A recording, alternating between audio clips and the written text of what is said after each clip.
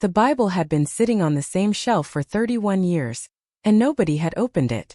That was the thing that surprised me later, not what was inside it, but the simple fact that none of us had ever pulled it down. It was a black leather King James, the kind with the soft cover that goes pebbled at the corners when it's been carried for decades, and it had belonged to my father's mother, my grandmother Della, who had died the summer I turned 6. After her funeral, my father had brought the Bible home and put it on the second shelf of the bookcase in his bedroom, between a Reader's Digest condensed novel and a brown ceramic mug that had a chip in the handle. And there it sat. If you're enjoying this story so far, don't forget to hit the like button and subscribe.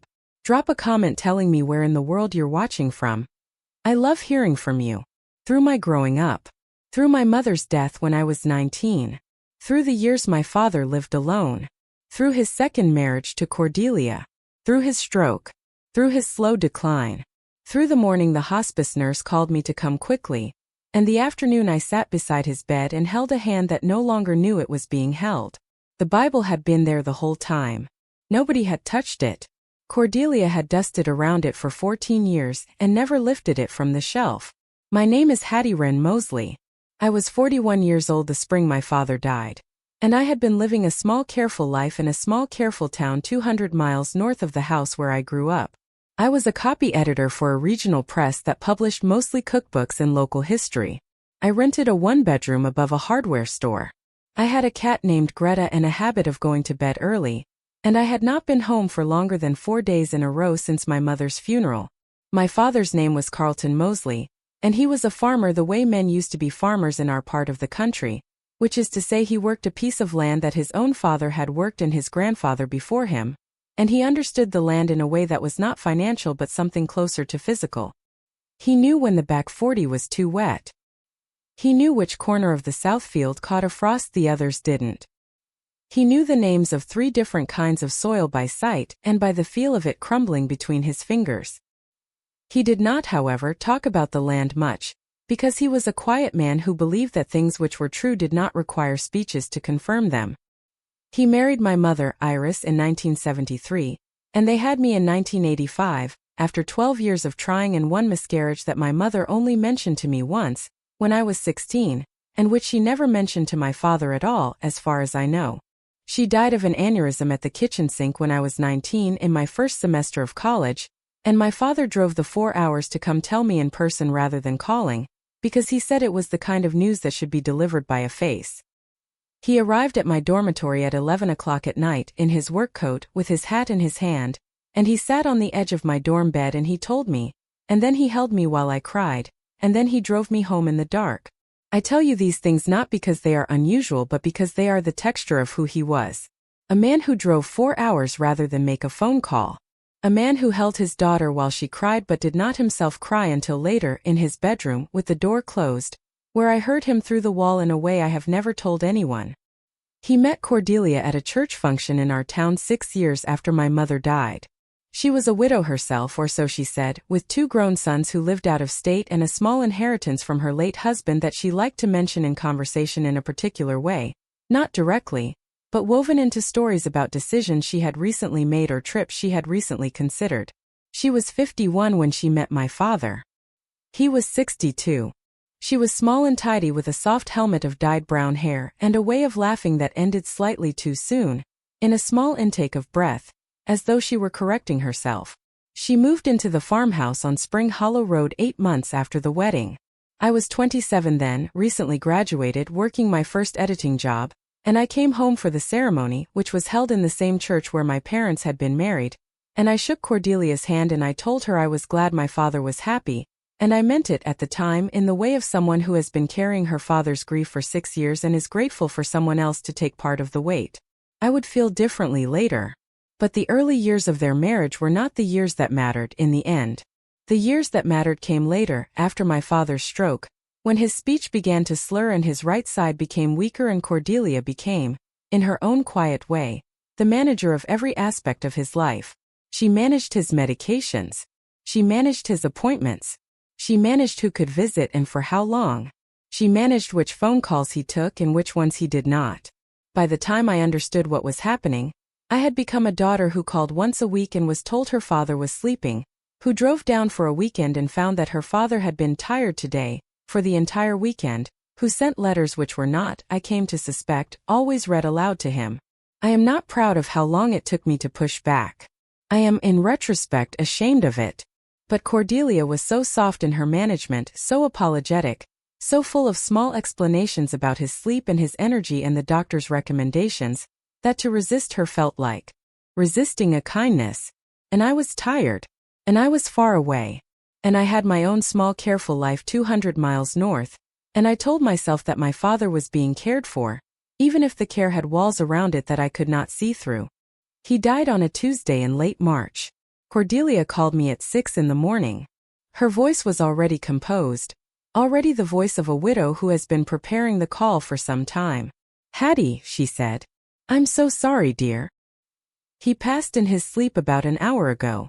The nurse said it was peaceful.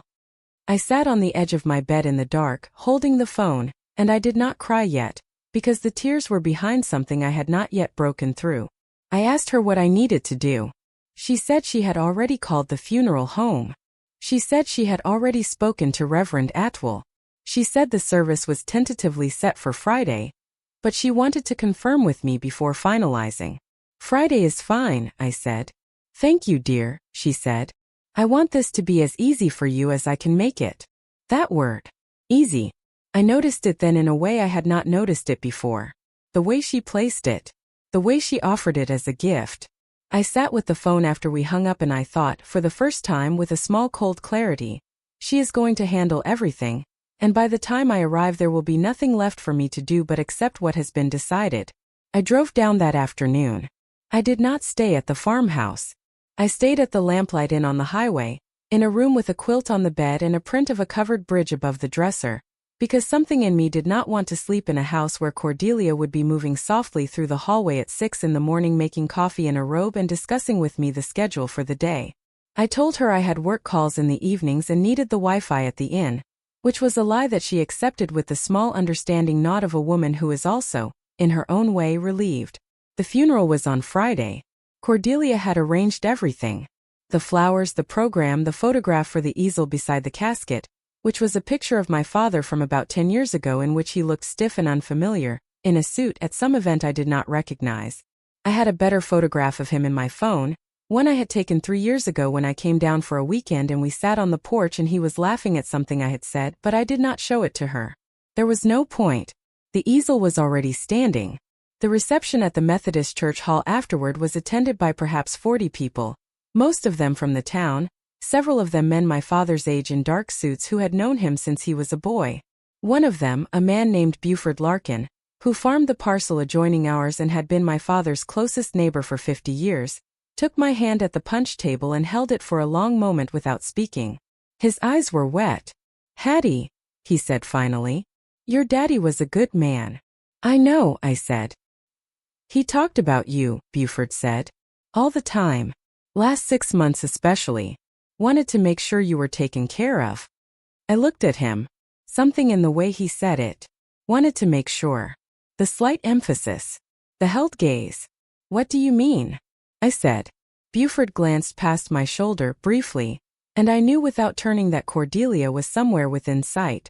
He gave my hand a small extra press, the kind that contains a message, and he said, "You come by the house this weekend before you head back. Polly'll make you a pie. We'll sit and talk."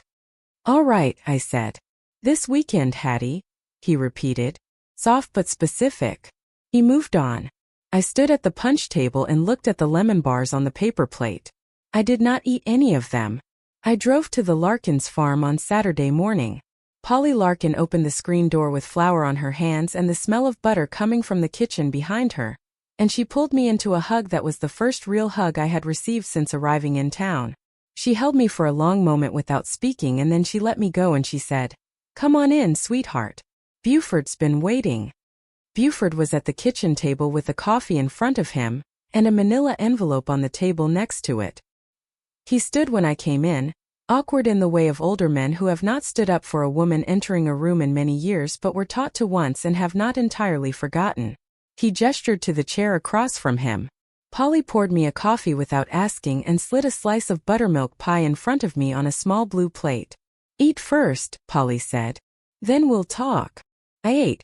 The pie was extraordinary the way certain country pies are, the kind you cannot find in cities because they require a particular hand and a particular kind of cream. Buford watched me eat with the patient stillness of a man who has been waiting for this conversation a long time, and does not intend to rush it now that it is happening.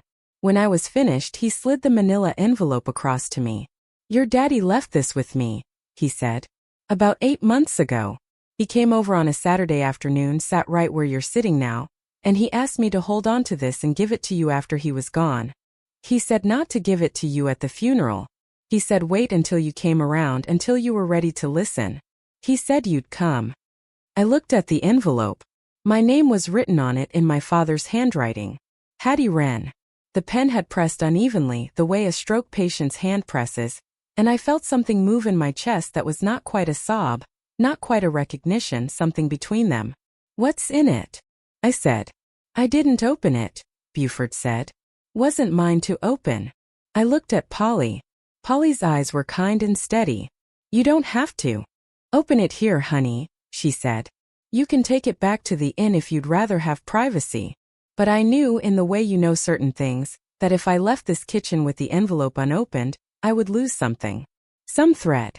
Some moment my father had set up for me to walk through, here with these people, who had known him in a way I had not known him for years. I opened the envelope. Inside was a single sheet of lined notebook paper, folded once, and a small brass key on a piece of brown twine. The note read, Hattie, look in my Bible. The one from your grandmother that sits in my bedroom. Look at every page. Don't skip any. There is a paper folded inside it that I need you to find. If you find this note before you find the paper, that's because Cordelia hasn't thought to look in the Bible, and that is what I was counting on. The key on this string opens a metal box at Buford's barn. He knows which one. The box has the rest of what you need. I love you. I'm sorry I waited so long to do this. Dad, I read it twice. Then I set it down on the kitchen table with my hand flat over it, as though I were keeping it from blowing away, even though the kitchen was perfectly still. Buford was watching me. Polly was watching me. Neither of them spoke. He left a box here, I said. At your barn. He did, Buford said. How long? About a year now. He drove it over himself one afternoon when Cordelia thought he was at the feed store. He wasn't supposed to be driving by then, but he drove it anyway. Said he needed to. I nodded. I could see it. My father, the slight tremor in his right hand, the slur in his speech, driving the pickup down the county road with a metal box on the seat beside him, going slowly enough that anyone watching would have thought he was just an old man taking his time, but going with absolute determination, because he had something he needed to put in Buford Larkin's barn before Cordelia noticed he was gone. Did he tell you what was in it? I said. No, Buford said. He didn't. And I didn't ask. Your daddy wasn't a man who explained more than he needed to. He just said it was for Hattie, and would I keep it safe and would I give her the key when she came around asking. Did he say anything about the Bible? He said a few things here and there over the last year or so. Said he'd been writing things down. Said he wanted to make sure they didn't get lost. Said his grandmother's Bible was a good place because nobody who didn't love him would ever think to look there. Buford's voice softened slightly. He talked about you a lot, Hattie. He worried about you. Not in a bad way. Just in the way of a man who thinks he might not have made things right and wants to before he goes. I felt the tears now behind my eyes, hot and pressing. I did not let them out yet. I held them. What's in the box? I said. If you had to guess? Buford looked at his coffee. He turned the mug a quarter turn on the table. I'd guess, he said slowly, that it has to do with the South 60. I looked at him. The South what? He raised his eyes. The South 60 acres. That your great-grandfather bought back in 1923. Set back from the road, past the tree line behind the south field. Most folks don't even know it's there. It's been in your family for 100 years. I stared at him. I don't know what you're talking about.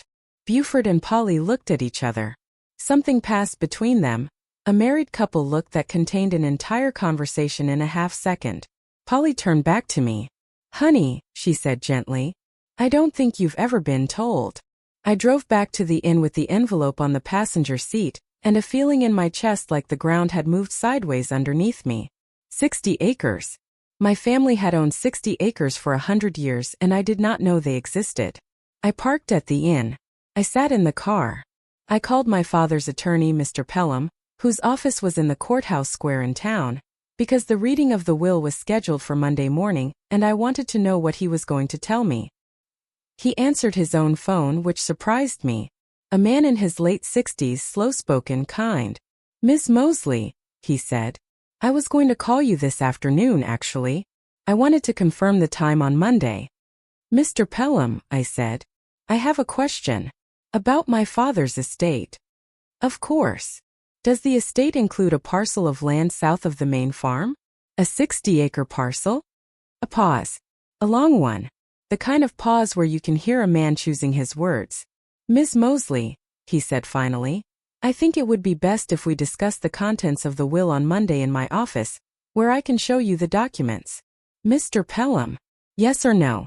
Does the estate include a south 60-acre parcel?" Another pause. "No, Miss Mosley," he said. "Not as represented to my office." "Not as represented," I repeated. "That is the language I would use." "Yes."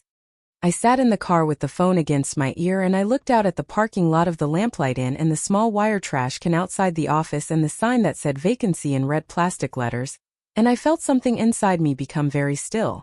"Mr. Pelham," I said, "I think I need to bring some materials to our meeting on Monday. Would it be all right if I came in a little early?" "Miss Mosley," he said carefully, "I think that would be wise." We agreed on 9 o'clock. I hung up. I sat in the car for a long time. Then I drove back to the farmhouse on Spring Hollow Road. Cordelia was in the kitchen when I came in. She had not heard the car until I was already at the back door, and I saw, in the half-second before she rearranged her face, an expression I had never seen on her before. Not anger. Not fear. Something more like calculation interrupted. She had been at the table with a folder open in front of her and a pen in her hand, and when I stepped into the doorway, she closed the folder smoothly and set the pen on top of it and stood up. "Hattie," she said, "I didn't know you were coming by. Would you like some coffee?" "No, thank you," I said. "I came to get something from Dad's bedroom. His mother's Bible. I'd like to take it back with me." She paused. Just a beat. The same beat I would learn to recognize. "The Bible," she said. "From the bookshelf in the bedroom. Grandmother Della's. I'd like to have it." "Oh," Cordelia said. Her voice was warm and a little puzzled. "Of course, dear. It's just, there's so much to go through in the house, and I haven't started really sorting yet. And I was going to ask if there were particular items you wanted before I packed anything away. I'd hate for you to take something and then find out later it was something I needed too." "It's a Bible," I said. "Belonged to my grandmother. I'd like to take it." "Of course," she said again. But she did not move. "I'll go up and get it," I said. "Let me come with you," she said. "I want to make sure you find what you're looking for. The bedroom is a little disorganized." We went up the stairs together. The hallway smelled the way it had always smelled, of old wood and the particular dust of a house built in 1908. The door to my father's bedroom was closed. Cordelia opened it. The bookshelf was still there. The Reader's Digest condensed novel was still there. The brown ceramic mug with the chipped handle was still there. The Bible was not. I stood in the doorway and I looked at the empty space on the second shelf where the Bible had been for 31 years, and I felt something in me go cold and clear and absolutely steady. "Where is it?" I said. Cordelia, beside me, made a small concerned sound. "Oh dear. I'm not sure. I may have moved it when I was dusting. Let me think. It might be in the hall closet, or perhaps in one of the boxes downstairs. I've been organizing his things." I turned and looked at her. I did not say anything for a long moment. I just looked at her. And in that long moment, something passed between us that had not passed between us before in 14 years. She saw, I think, that I was no longer the daughter who called once a week and accepted the explanations. And I saw, I think for the first time clearly, that she had known exactly where the Bible was and she had moved it and she was now choosing whether to tell me. "Cordelia," I said, "I would like the Bible. Today. Before I leave this house." "Of course, dear," she said. Let me look. Give me an hour. I'll wait downstairs, I said. I went down to the living room and I sat on the couch and I did not pick up a magazine or turn on the television. I sat with my hands folded in my lap. I listened to her moving above me, slowly, deliberately, opening and closing things. I waited. 45 minutes later, she came down the stairs with the Bible in her hands and a small careful smile on her face. Found it, she said brightly. It had been moved to the cedar chest in the spare room. I must have put it there when I was reorganizing last spring. I'm so sorry, dear. I should have remembered. She handed it to me. I held it. It was the same Bible. The same soft pebbled cover. The same gilt edges slightly worn. But the pages had been disturbed. I could feel it. The way a book feels when it has been gone through. Not read. Searched. I tucked it under my arm. I did not open it in her presence.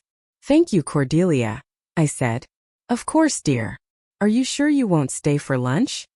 I have to get back, I said. I'll see you Monday at Mr. Pelham's office. 9:30, was it? 9:30, she said. Yes. I let myself out. I walked to the car. I drove down Spring Hollow Road with the Bible on the seat beside me, and I did not stop until I was 3 miles past the town limits, on a stretch of road with a wide gravel shoulder under a line of bare elm trees.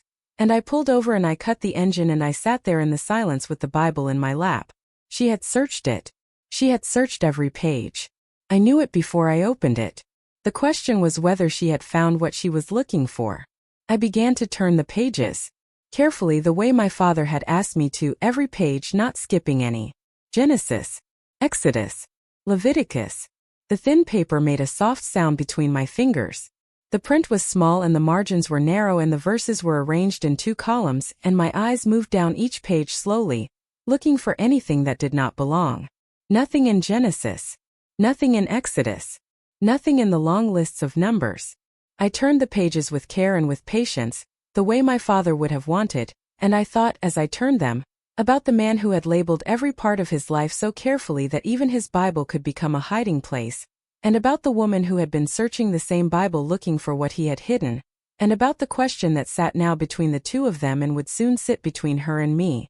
I was deep into Deuteronomy when I felt it. A page that was slightly thicker than the others. Not thicker exactly. Doubled. I parted the pages carefully. Folded into the gutter between 2 pages, pressed so flat it could only be felt and not seen, was a single sheet of paper, smaller than the page it hid behind, folded in quarters. I drew it out slowly. The fold lines were old. The paper was yellowed at the edges. It had been there a long time. I unfolded it. It was a title to a piece of real property. 60 acres.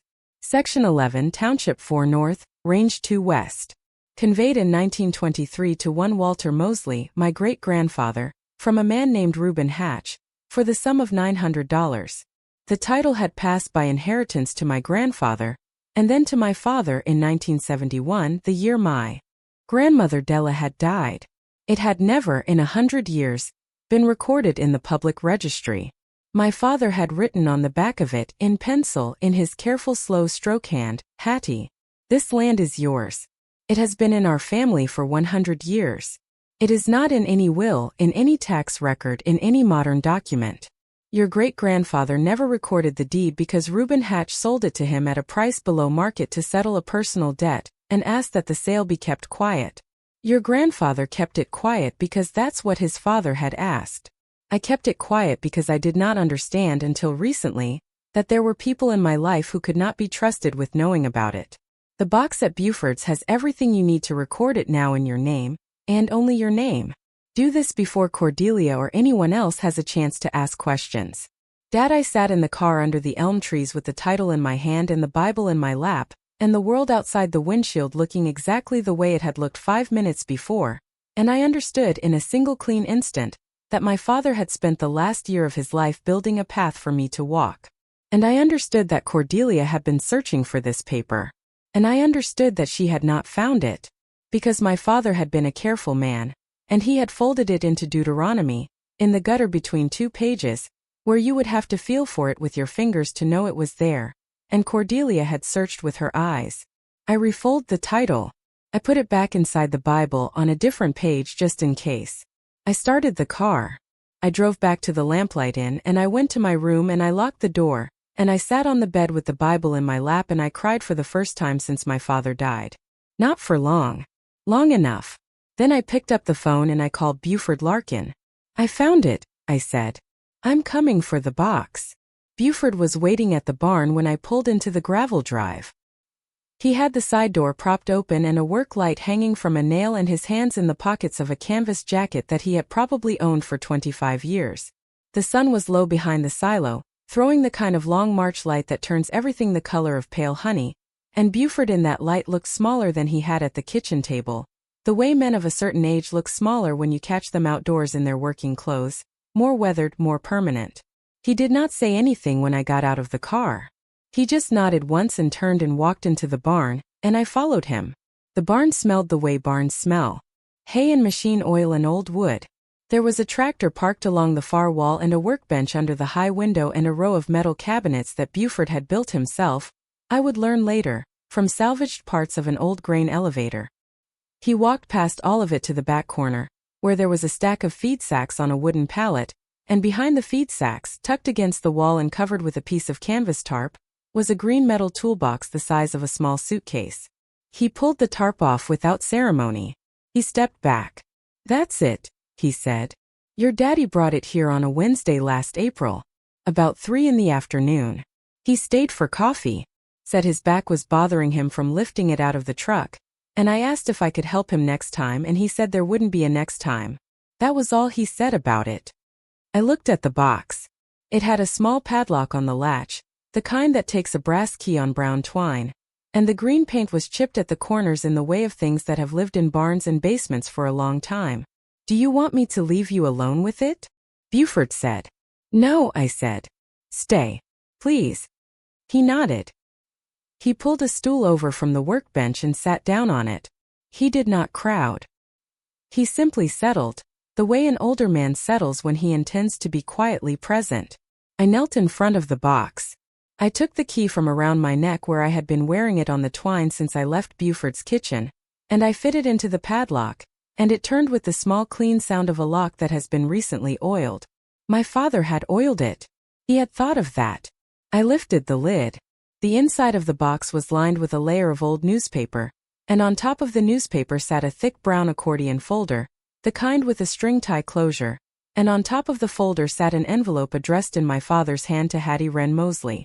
Beneath the folder, I could see something wrapped in a soft cloth, and beneath that, a smaller wooden box, and beneath that, the bottom of the toolbox where my father had carefully laid a piece of cedar shingle, which is what country people of his generation used to lay in the bottoms of toolboxes to keep moisture from collecting on the metal. I took out the envelope first. I sat back on my heels in the dim barn light and I opened it. The letter inside was 4 pages long. My father had written it slowly, over what I would later realize had been many sessions, because the handwriting changed in small ways from page to page. In some places the pen had been steadier and the lines closer together. In other places the words sprawled larger, the way words do when a stroke patient is having a harder day, and is fighting his own hand to make it produce letters that mean anything.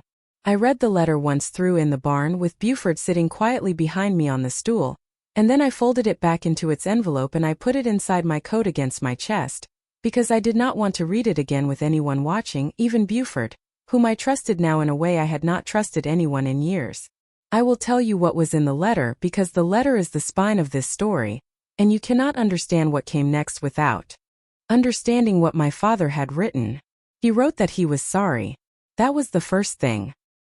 He wrote that he had loved my mother more than any other person he had ever known, and that when she died, something in him had broken in a way that had not entirely healed, and that he had married Cordelia 6 years later because he had been lonely and because she had been kind to him, and because at 62 a man does not always make the best decisions about who to bring into his house. He wrote that he had not, at the time, understood what kind of person she was.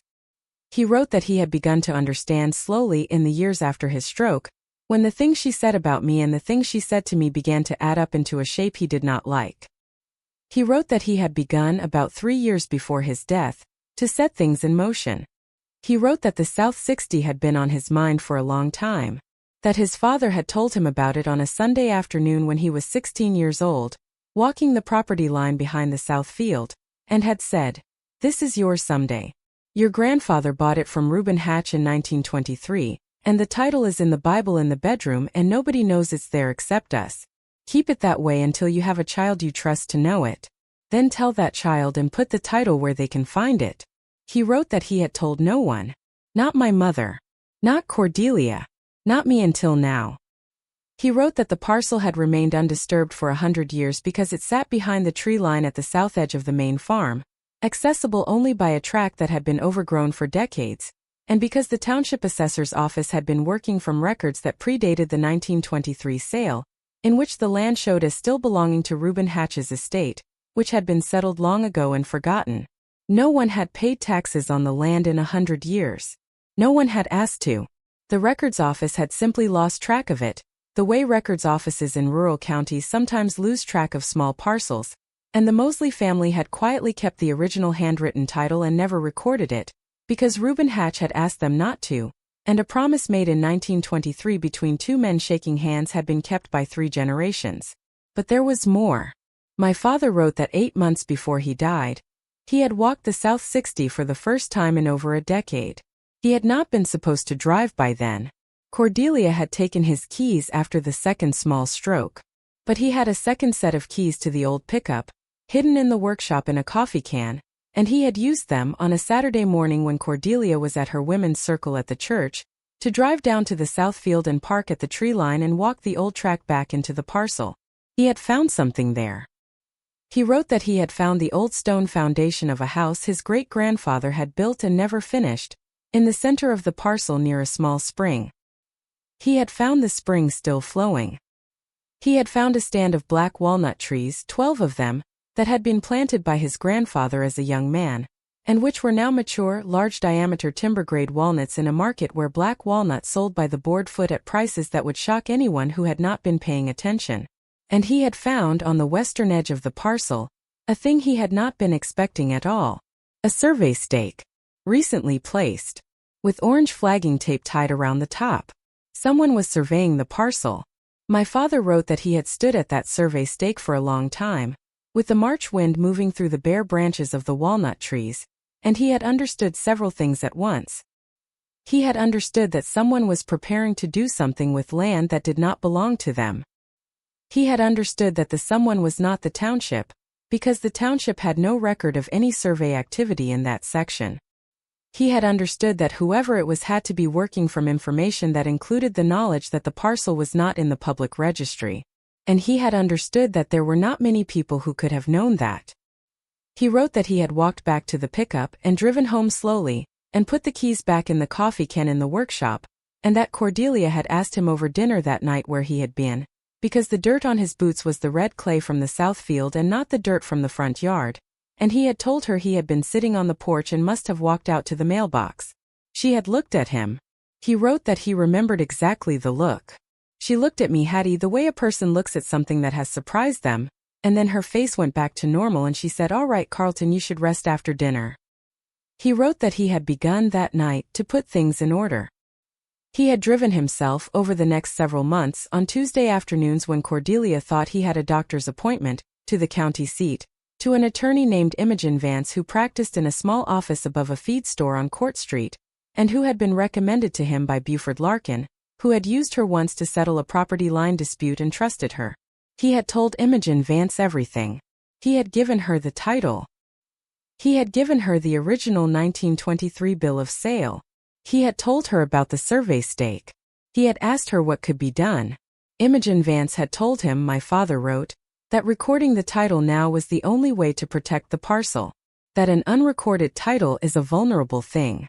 That in the legal logic of property, what matters is what is on file at the courthouse, and 100 years of handshake agreements between dead men. Do not protect a parcel of land from someone who arrives at the courthouse with a survey and a quiet claim and a careful lawyer. She had told him that the recording would have to be done by his heir after his death, because if he recorded it himself in his current condition, with Cordelia having power of attorney over his medical decisions and access to his mail, the act of recording would alert her, and the parcel would be exposed before it was protected. She had told him that he should leave instructions for me, that he should tell me where the title was. that he should tell me whom to take it to. That is what the letter was. Instructions. The name of Imogen Vance with her phone number and her office address. The name of a surveyor named Otho Penrose who had agreed in advance to do a current survey of the parcel as soon as I asked. The name of a forester named Adeline Hawking who specialized in timber valuation and who would assess the walnut stand. The name of a forensic genealogist named Mercer Tipton who had already, on my father's instructions, traced the Reuben Hatch family line and confirmed that the 1923 transaction was supported by a corresponding entry in Reuben Hatch's personal ledger, which still existed in a County Historical Society archive, and which would serve as additional evidence of the legitimacy of the sale. My father had built me a network. The same way the man in the barn down Mill Creek Road builds his daughter a network. Quietly, carefully, one person at a time. People who knew what they were doing and who had been told who I was and who would be waiting for my call. He had ended the letter this way. Hattie, I am sorry I waited. I should have told you about this land when you were young. I should have walked you out there the way my father walked me. I did not, and I have to live with that, or rather you have to live with it because by the time you read this I will not be living with anything. The reason I waited was that I did not understand until late that there are people who can walk into your life softly and rearrange it around themselves so gradually that you do not see what they are doing until everything you cared about has been moved into rooms you cannot enter. Cordelia did that to me. She did not do it with violence. She did it with kindness. That is the kind that is hardest to see. Do not feel that you have to fight her. The land is not in any of the documents she has access to. Recording it in your name will simply confirm what is already true. If she finds out and tries to make a claim, Imogen Vance will handle it. You do not have to be brave about this. You only have to be careful. I love you. I am proud of you. I am sorry for what I did not do sooner. Dad, I sat on the floor of the barn with the letter against my chest and Buford on the stool behind me, and for a while I did not move. Then I put the letter into my coat pocket, and I turned my attention back to the box. The accordion folder was full. Surveyor's notes from a preliminary walk Otho Penrose had done in October, with a hand-drawn map showing the foundation, the spring, the walnut stand, and the location of the survey stake on the western edge. A copy of the 1923 bill of sale, with Reuben Hatch's signature in faded ink and Walter Mosley's in pencil. Imogen Vance's intake notes, summarizing the legal strategy. A photocopy of Reuben Hatch's ledger entry from the County Historical Society, recording the sale of 60 acres south parcel to W. Mosley $900 cash settlement of debt. Adeline Hawking's preliminary timber assessment, based on photographs my father had taken of the walnut stand with a small digital camera Buford had loaned him. The timber assessment alone, even at a conservative estimate, was a number that made me sit back on my heels. I am not going to tell you the number. I will only tell you that black walnut timber, in mature stands of boardfoot quality, in a year when furniture-grade hardwood is in demand, is worth more per acre than most farmland. And there were 12 mature trees, and a younger understory of seedlings that had been growing for 30 or 40 years, and would be timber quality themselves within another generation. The cloth-wrapped object beneath the folder was a small leather-bound journal. My father's handwriting filled the first 30 pages. It was a log of every visit he had made to the South 60 over the past year, with dates and weather and notes on what he had seen. The last entry was dated 3 weeks before he died. The handwriting on that last entry was the most labored of any in the book. It read, walked to the spring. Sat there 1 hour. Heard a woodpecker. Could not stay longer. Need to rest. The walnuts are still standing. The stake is still there. Buford has the box. Hattie will come. I closed the journal. The smaller wooden box beneath it was a cigar box, the kind with a brass clasp. Inside were 3 photographs. The first was a black and white image of a man in a hat and overalls standing in front of a stone foundation in a field of bare trees, with a date in pencil on the back. Walter Mosley, South Parcel, Spring 1928. My great-grandfather. The second was a color photograph of a younger man, probably in his 30s, kneeling beside a small sapling with a shovel beside him. Father planting walnut, South Parcel, 1958. My grandfather, who had died before I was born. The third was a photograph of my father, taken with the small digital camera, of himself sitting on the stone foundation with the bare walnut trees behind him, looking into the camera with an expression I had never seen on his face before, An expression of someone who has reached a place he was not sure he would ever reach again. The date stamp at the bottom read October of the year before he died. On the back in pencil. Walk there myself. Hattie will see this someday. I sat in the barn for a long time after I had been through everything. Buford did not speak. The work light hummed quietly.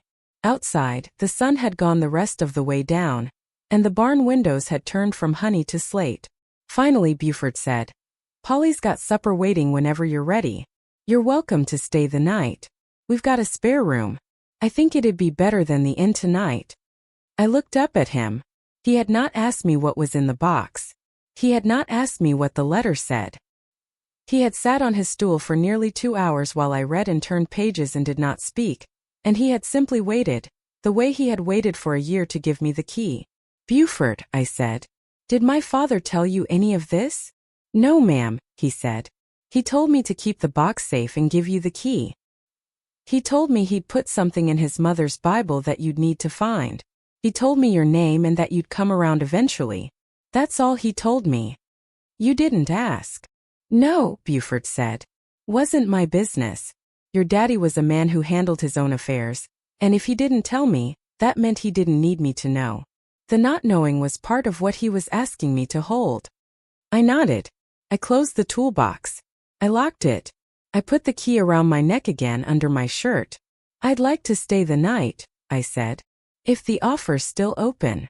"It is," Buford said. "Come on up to the house." I stayed at the Larkins that night.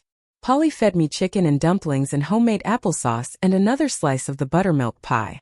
I slept in their spare bedroom under a quilt that Polly had made herself in the 1980s, and I slept the way I had not slept in years, deeply and without dreams, and when I woke up in the morning there was already coffee on and the smell of bacon coming up the stairs.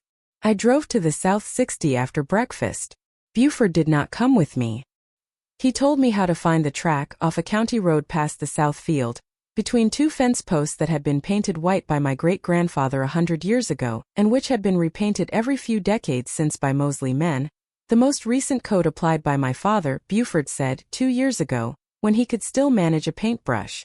The track was overgrown but visible. I left the car at the road and walked in.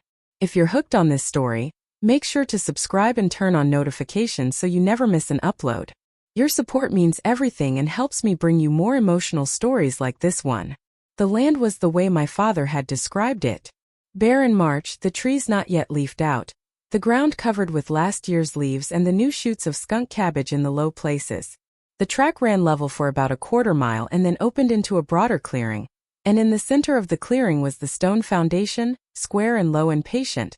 The cornerstones still set the way my great-grandfather had set them. The interior filled in with leaves and the suggestion of an old hearth where a kitchen would have stood if the house had ever been finished. Beyond the foundation was the spring. It came up out of a low place in the ground into a small pool that had been lined with stones, the work of some Mosley generation between the foundation and now, and the water ran out of the pool in a thin clear stream that went off into the woods toward the east. I knelt and put my fingers in the water. It was cold the way spring water is cold. It had been cold like that for 100 years and would be cold like that for 100 more. The walnut trees stood west of the foundation in a loose stand. They were the kind of trees that look ordinary until you understand what you are looking at. Tall, straight, with the particular furrowed bark of mature black walnut, the trunks the diameter of a man's body, the lowest branches 20 feet up because the trees had been planted close enough together to force the trunks to grow straight and clean toward the canopy. My grandfather had known what he was doing when he planted them. He had been growing them as an inheritance. And on the western edge, past the last of the walnuts, I found the survey stake. It was still there. Orange flagging tape, faded now, sun-bleached, but still there. The stake itself was a piece of wooden lath driven into the ground at a corner. I crouched and looked at it. There was no surveyor's name on the tape. No company stamp. It was the kind of unmarked stake that a person uses when they do not want a record left of who placed it. I stood up. I looked back across the parcel, past the walnuts, past the foundation, toward the east where the track came in from the road. I thought about who could have known this parcel existed. Who could have known where to place a stake. There were not many. I drove to the county seat that afternoon. Imogen Vance's office was above a feed store on Court Street, exactly as my father had described. The stairs were narrow and creaked under my feet. Her door had a small painted sign. Imogen Vance, attorney at law. The painting was old. The lettering was good. She had been there a long time. She opened the door herself. She was a woman in her late 60s, tall, with iron gray hair cut short and a face that had been weathered by something other than weather. She wore jeans and a flannel shirt and reading glasses pushed up on top of her head. She looked at me for a half-second and her face did something complicated and then settled. "You're Carlton's daughter," she said. "I am. I've been hoping you would come." She showed me into the office. There was a desk and 2 chairs and a wall of filing cabinets. And on the desk there was a folder already pulled out, with my father's name on the tab. She had been ready for me. She had been ready for some time. "I'm sorry for your loss," she said, settling into her chair. "Your father was a remarkable man. You spent time with him. More than most clients," she said. "He came in 11 times over the course of 14 months. He sat in that chair you're sitting in now and we worked through every detail of this together. He was thorough, your father. He was also tired. He paced himself. Some days he could only manage half an hour. But he never missed an appointment, and he never forgot anything we had discussed the previous time. I have done this work for 31 years and I have not had another client like him." I felt the tears come and pushed them back. "I read the letter," I said. "He told me what you and he had set up." "Good," she said. "Then we don't have to start from the beginning. Tell me what you have." I told her. The Bible. The title. The folder from the toolbox. The journal. The photographs. The survey stake still standing on the western edge. She listened without interrupting. When I finished, she nodded once. "All right," she said. "Here is what we are going to do. Today you are going to sign 3 documents in this office. First, an engagement letter making me your attorney in this matter. Second, an affidavit attesting to the chain of custody of the original title from your great-grandfather's purchase to today, supported by your father's letter, the photograph evidence, the journal, and the ledger entry from the Historical Society. Third, an application for recording the deed in your name at the county recorder's office, which I will personally walk over and file this afternoon." "This afternoon?" "Yes." "Why this afternoon?" She looked at me steadily. "Because someone has placed a survey stake on land that does not belong to them," she said. "And because survey stakes do not place themselves. And because the most vulnerable moment for an unrecorded title is the period immediately after the death of the last person who knew it was unrecorded. That period is now. We are going to close it today." I signed the 3 documents. Imogen Vance signed as my attorney. She made copies of everything. She walked the original deed and the application across the square to the county courthouse herself, while I sat in her office and drank a cup of coffee her secretary brought me. She came back 40 minutes later. "Recorded," she said. "Filed. Stamped. The land is in your name as of 2:17 this afternoon." I sat with the coffee cup in my hands. The morning of my father's funeral, I had not known the land existed. Now, for days later, on a Sunday afternoon, 60 acres that had been in my family for a century stood recorded in my name at the county courthouse. The thing my great-grandfather had bought from Reuben Hatch in 1923 was, for the first time in 100 years, on the public record. "What happens now?" I said. "Now," Imogen said, "we wait to see who reacts." "What do you mean?" She sat back in her chair. She took the reading glasses off the top of her head and set them on the desk. "Hattie," she said, "your father and I talked at length about who might have placed that stake. He had ideas. He never proved them. But I can tell you this. A survey stake placed without record on a parcel that does not appear in any public document, by a person who knew that the parcel did not appear in any public document, is the act of someone who was planning to make a claim on the land at the moment its rightful owner became unable to defend it. That moment was your father's death. We have just preempted that moment by approximately 4 days. Whoever placed that stake is going to find out very soon that the land has been recorded. When they find out, they are going to do one of 3 things. They are going to walk away because they understand that their plan has failed. They are going to come to me with a claim of their own, which I will require them to substantiate, and which they will not be able to substantiate. Or they are going to approach you directly with some version of a story about why they thought they had a right to the parcel and try to negotiate. What do I do if they approach me? You give them my card, Imogen said. And you do not say anything else. I left the office at 4 o'clock. I drove back to the Lamplight Inn. I sat on the bed in my room with the recorded copy of the deed in my hand, and I felt something I had not felt in years, which was the particular calm of standing on ground that was, beyond any question, mine. The will reading was the next morning at 9:30 at Mr. Pelham's office. I arrived at 9.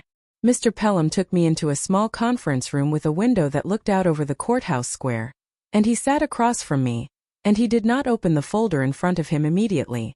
Miss Mosley, he said, before Mrs. Mosley arrives, I want to acknowledge something. On Saturday afternoon, you asked me whether the estate included a South 60-acre parcel. I told you it did not, as represented to my office. I want to expand on that now. All right. Your father came to me approximately 14 months ago to update his will.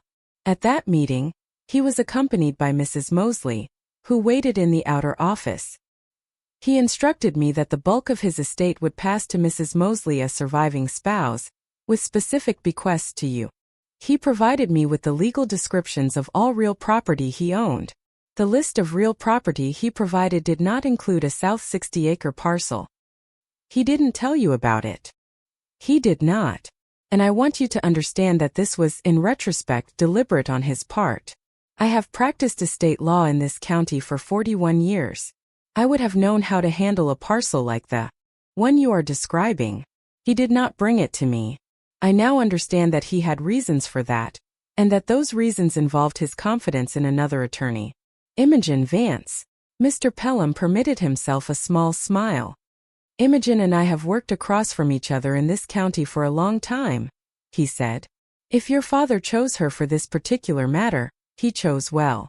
She is the person I would have recommended if he had asked. Why are you telling me this?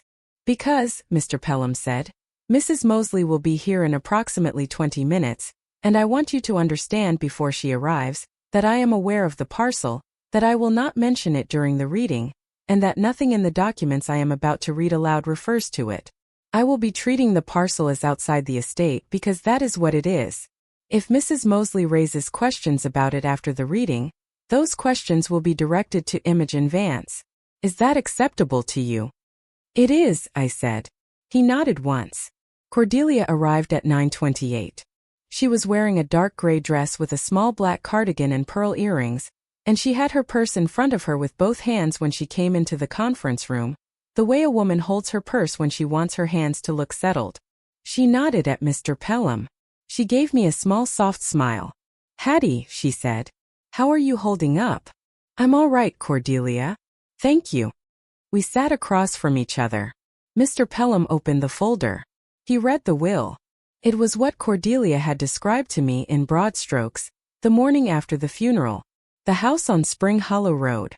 The main farm acreage, which was 120 acres, all of it recorded and accounted for. The savings accounts. The retirement income. All to Cordelia as surviving spouse. Specific bequests to me. The pocket watch my father had inherited from his father. The contents of my father's workshop. A small monetary bequest of $10,000 from a savings account designated for the purpose. A separate bequest of my grandmother Della's Bible, which Mr. Pelham named specifically, and which sat now in my car in the parking lot below. I watched Cordelia's face as the Bible was named. Her expression did not change. She had prepared for this moment. She had prepared, I realized, for everything she could anticipate. Mr. Pelham finished the reading. He closed the folder. Are there any questions? He said. No, Cordelia said warmly. Carlton was very clear with me about all of this. I appreciate you handling it so carefully, Edward. Of course. There was a small silence. Then Cordelia turned to me, with that same warm, patient smile. Hattie, she said. I was hoping we might sit down sometime this week, and talk through some of the practical matters. There are items in the house that I'd like to make sure you have a chance to look at. Things of your father's that you might want as keepsakes. I appreciate that, Cordelia, I said. I'll be in touch. And there's one other thing, she said. The voice exactly the same. The smile exactly the same. I wanted to ask Edward about a small clarification. Of course, Mr. Pelham said. Your father mentioned to me, several times over the years, a piece of land south of the main farm. A parcel his grandfather had purchased. I was never quite clear on the details. I assumed that would have been included in the main farm acreage, but I just wanted to ask since the property descriptions go by 120 rather than something larger. Mr. Pelham did not look at me. He did not need to. The main farm is 120 acres, Mrs. Mosley, he said. That is the legal description as represented to my office and as recorded at the county. If there are other parcels you have questions about, I would suggest speaking with the recorder's office directly. Oh, Cordelia said. The smile stayed. The eyes recalculated. Of course. I'll do that. We left the office together. We walked down the courthouse steps. In the parking lot, she stopped beside her car and turned to me, and her face had returned almost to its usual softness, but underneath the softness now there was something else, something I had not seen before in 14 years of knowing her, something that was not quite alarm but was its neighbor. Hattie dear, she said. I think we should talk. I'm happy to, I said. Through our respective attorneys. She paused. She did not lose the smile. But the recalculation in her eyes deepened. There's no need for that, she said. We're family. All the same. I reached into my coat pocket. I took out Imogen Vance's business card. I held it out. Anything else you'd like to discuss about my father's estate or property matters, please direct to my attorney. She'll be expecting your call. Cordelia took the card. She looked at the name. Her face did not change, but I saw her register it. Imogen Vance. The name meant nothing to most people in town. It would mean something to whoever Cordelia would call next. All right, dear, she said. If that's how you'd like to handle it. It is. She got into her car. She drove away. I stood in the courthouse parking lot in the noon sun and I watched her go. And I felt the small clean stillness of having drawn a line where there had not been one before. I called Imogen Vance from the parking lot. She knows, I said. Or she's about to know. She asked Pelham about the parcel directly in the reading. All right, Imogen said. Expect a call from her or from someone working for her within 48 hours. When it comes, refer it to me. Do not engage. Understood. The call came 31 hours later. It was not from Cordelia.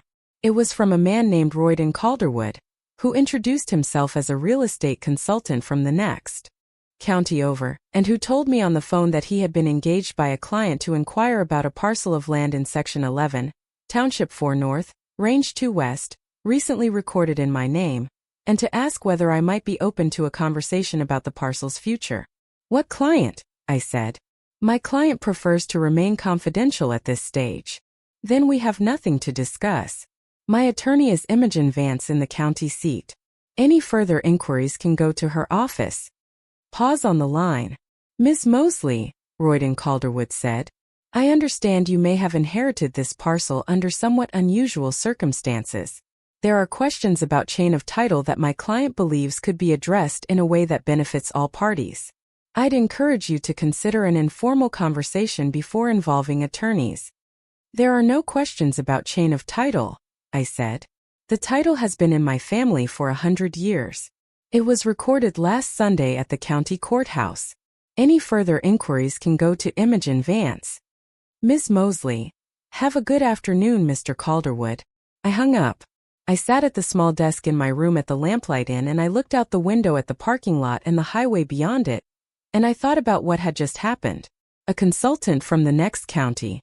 A confidential client. An offer to discuss the parcel's future before attorneys got involved. The same playbook. The same softness in the approach. The same patient suggestion that I might want to consider an informal conversation. I called Imogen. It started, I said. A man named Royden Calderwood. Real estate consultant. Confidential client. I know Royden, Imogen said. He does this kind of work for several people in this part of the state. He's the inquiry. The client is behind him. We'll find out who within the week. In the meantime, do not take another call from him. If he calls again, refer him to me directly. All right. Hattie. Yes. Your father told me once that he believed Cordelia had a son from a previous relationship who had been pressuring her for money for several years. He was not certain. He thought it possible that whoever placed the stake on the parcel had been working with information that came from her. He could not prove it, but it was his theory. I sat with that for a moment. Imogen, I said. If she found out about the parcel from him, how would she have found out? A pause. Hattie, Imogen said. I am going to tell you something that your father asked me to tell you only if it became necessary. I believe it is necessary now. Go ahead. Approximately 2 months before your father's death, his neurologist documented in his medical records that your father had become nonverbal for stretches of several hours at a time. During those stretches he could hear and understand what was being said to him, but he could not respond. The neurologist described it as a transient aphasic state. It came and went. Your father did not always know when it was happening to him.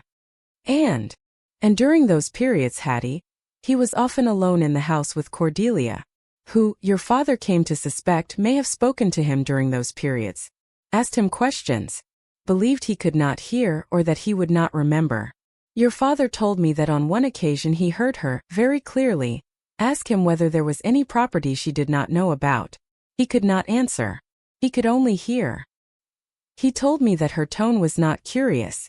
It was searching. I closed my eyes. He thought she was looking for the parcel. He thought she had heard about it from somewhere. Possibly an offhand comment he had made years ago, before he fully understood her. Possibly something else. He did not know. He only knew that she was looking, and that she did not know where to find it, and that the Bible was the safest place because she would never think to lift it down. She lifted it down, I said. After he died. She searched it page by page. She just didn't feel for the gutter. No, Imogen said. She wouldn't have. She was looking for something obvious. Your father knew that. He was a very careful man. I sat with the phone in my hand. Outside the inn window a truck pulled into the parking lot, idled for a moment, then pulled out again. Imogen, I said. What do? We do exactly what we are doing, she said. We hold the recorded title. We wait for the next move. We do not engage with intermediaries. If Royden Calderwood's client becomes known and turns out to be a son or stepson of Cordelia's, we will have additional information about what your father suspected. If the client turns out to be someone else, we will have information about that. Either way, the parcel is yours, and no inquiry, however framed, can change that. All right. Hattie. Yes. Your father planned for all of this. He planned for the survey stake. He planned for the will reading. He planned for Cordelia to ask the question she asked yesterday, and for an intermediary to call you. He planned for me to be the one telling you these things in this conversation. He thought several moves ahead. The only thing he did not plan for because he could not was you. He could give you the tools. He could not stand in the room with you while you used them. That is your part. And from what I can see, you are doing it exactly as he hoped you would. I sat for a long time after we hung up. Then I drove back to the South 60. I walked the track. I stood at the stone foundation. I sat on the cornerstone where my father had sat the previous October, in the photograph that was now folded inside the journal in the toolbox in the trunk of my rental car. The walnut trees stood west of me. The spring ran cold beside the foundation. The survey stake stood on the western edge, faded orange tape moving slightly in the small March wind. I would have the stake removed. I would have Otho Penrose do a current survey under my name and place new markers, recorded ones, with my name on them and Imogen Vance's contact information and the date of the new survey. I would have Adeline Hawking come out and do a full timber assessment of the walnut stand. I would talk with her about whether to harvest and when and how, because black walnut managed correctly could provide income across multiple generations, the way my grandfather had intended when he planted these trees in 1958.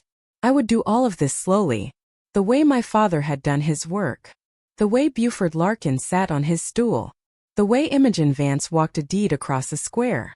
But first I would sit for a while on the cornerstone, and I would let the cold March air move through the bare branches of the trees my grandfather had planted as an inheritance, and I would think about the 3 generations of Mosley men who had kept this land quiet for 100 years so that on a Tuesday in March, a woman they had loved across that 100 years could sit on a stone that one of them had set and know finally what it was that her family had given her.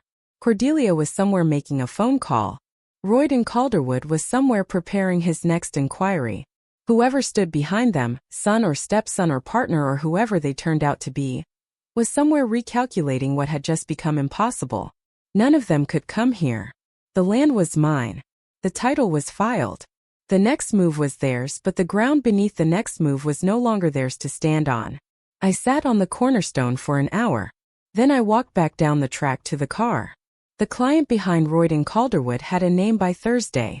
Imogen called me at the inn at 2 in the afternoon. I had been sitting at the small desk by the window with a yellow legal pad in front of me, sketching out a calendar of the next 6 weeks, the way she had told me to. Otho Penrose for the new survey on Monday.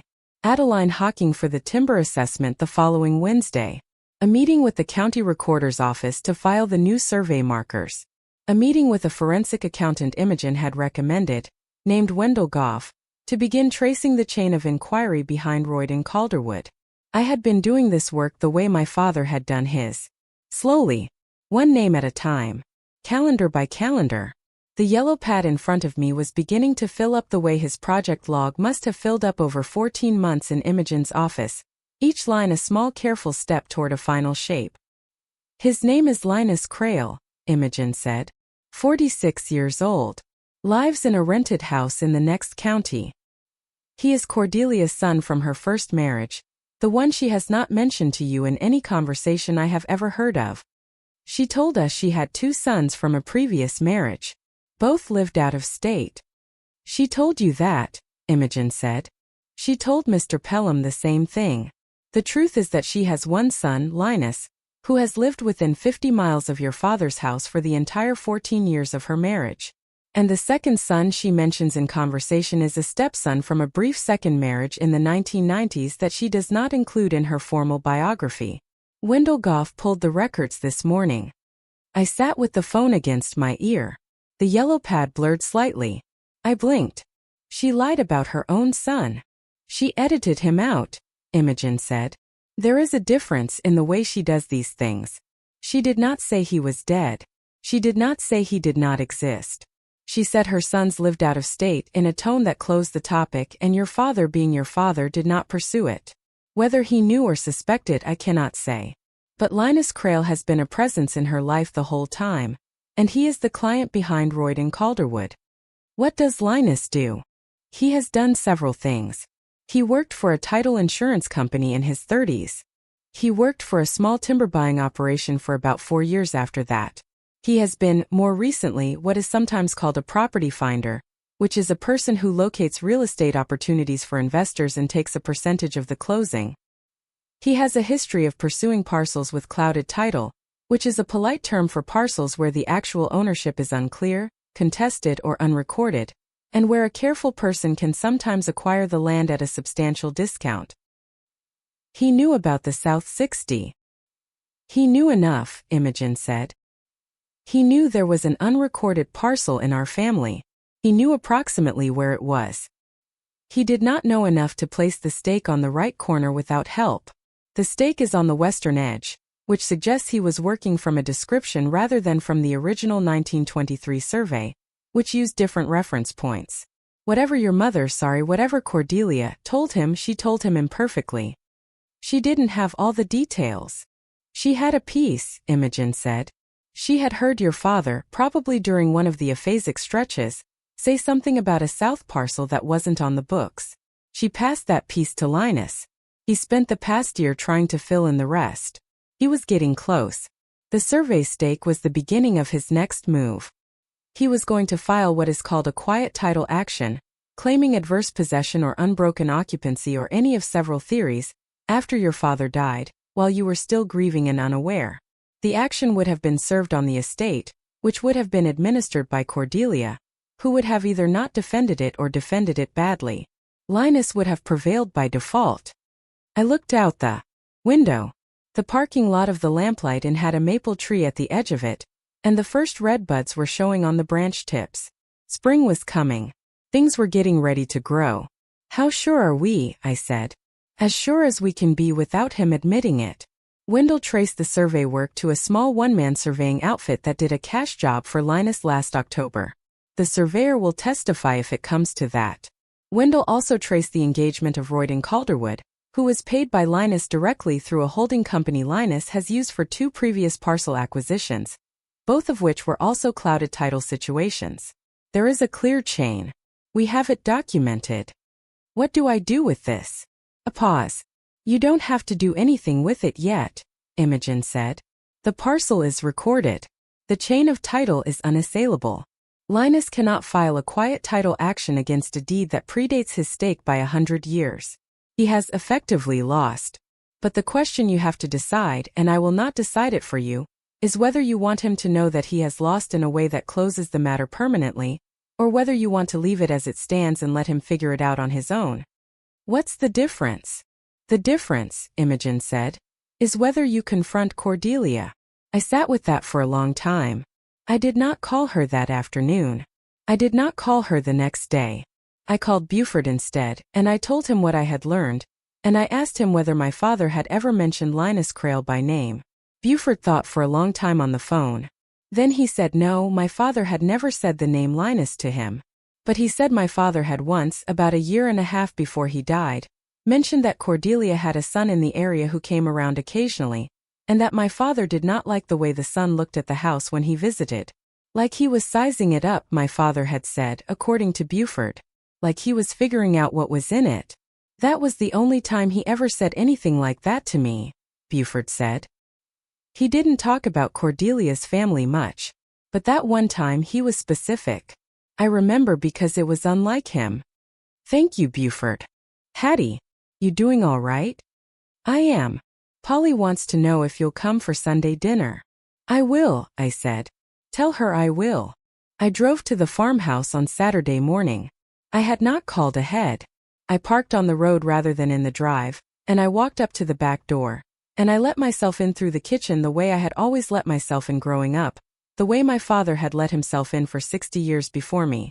The house smelled of coffee and of something baking, a coffee cake, I thought, from the cinnamon.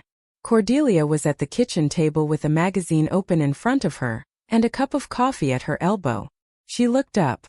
She did not, this time, rearrange her face quickly enough. I saw the moment of pure flat assessment before the smile came on. Hattie, she said. I wasn't expecting you. I know. May I sit down? Of course. I sat across from her. I did not take off my coat. I set my hands on the table. Cordelia, I said. I came to tell you a few things. I'd like you to listen without interrupting, and then if you have questions, I'll answer what I'm willing to. The smile flickered. Did not go away. It went somewhere behind her eyes and held. All right, dear. On Sunday afternoon, I said, I recorded a deed at the county courthouse in my name. The deed covers 60 acres in Section 11, Township 4 North, Range 2 West. The parcel has been in our family since 1923. My father told me about it shortly before he died and provided me with documentation supporting an unbroken chain of title from my great-grandfather to me. I watched her face. She kept the smile. But her hand on the table, the one with the wedding ring, moved very slightly. A small involuntary closing of the fingers. On Tuesday afternoon, I continued, I received a call from a man named Royden Calderwood, who described himself as a real estate consultant working on behalf of a confidential client interested in the parcel. I referred him to my attorney. On Thursday morning, my attorney's forensic accountant identified the client behind Mr. Calderwood. The client is your son, Linus Crail. Her face did not move. The smile stayed. I'm not sure I understand, dear, she said. I don't have a son named Linus. You do, Cordelia. He is 46 years old. He lives in the next county. He has done property finding work that has involved the acquisition of clouded title parcels in at least 2 prior cases. He commissioned an unrecorded survey of my family's parcel last October. He paid the surveyor in cash. He engaged Royden Calderwood through a holding company he has used for previous transactions. All of this is documented. She did not speak. Cordelia, I said. I am not here to ask whether you told him. I already know. The only place he could have learned about the parcel was from you, and the only place you could have learned about it was from my father, during one of the periods in the last year of his life when he was nonverbal and could not respond to questions. My father suspected this. He told his attorney. He prepared for it. He set the recording in my name to happen the moment he could no longer protect the land himself. That is what last Sunday afternoon was. It is finished. The parcel is mine, and it is mine in a way that cannot be challenged. I paused. She still did not speak. I am not going to pursue criminal charges against you or against Linus, I said. I have considered it. My attorney advises that I could. There is a case to be made. But I am not going to make it. The reason I am not going to make it is not because I owe you anything or because I want to spare you. I do not, and I do not. The reason is that my father loved this family long enough and carefully enough that I am not going to be the one to drag what is left of it into a public courtroom. That is my choice, and it is the only kindness I am extending to you, and it is not extended out of warmth. I let the silence sit. Outside the kitchen window, a cardinal landed on the bird feeder my father had hung for my mother in 1992. What I am going to do, I said, is the following. You will vacate this house within 90 days. The house is yours under the will. I am not contesting that. But you will leave it, and you will leave the town, and you will not contact me again, and Linus will not contact me, and any further inquiry from Royden Calderwood or any other intermediary will be handled by my attorney with the full documentation Wendell Goff has compiled. If I learn that you have made any approach to anyone in this town concerning the parcel or my father or my family after today, the documentation will be released to the county prosecutor. I am not threatening you, Cordelia. I am telling you the conditions of the silence I am choosing to keep. Cordelia's face had gone slowly, over the course of my speaking, from the smile to a particular pale stillness I had not seen before. She still did not speak. You will also, I said, tell me where my mother's painting is. A small flicker. The painting, she said. The one of the field at dawn. That hung in the entry. That you said was in the cedar chest. It was not in the cedar chest the year you told me it was because I looked. It was not in the cedar chest last week either because I looked again. Tell me where it is. A long silence. It is in a storage unit in the next county, she said finally. On Route 9. I have the key in my purse. You will give me the key. I will pick up the painting today. If anything in that storage unit belonged to my father or to my mother, I will be taking those things too. All right. Cordelia, I said. Did you love him?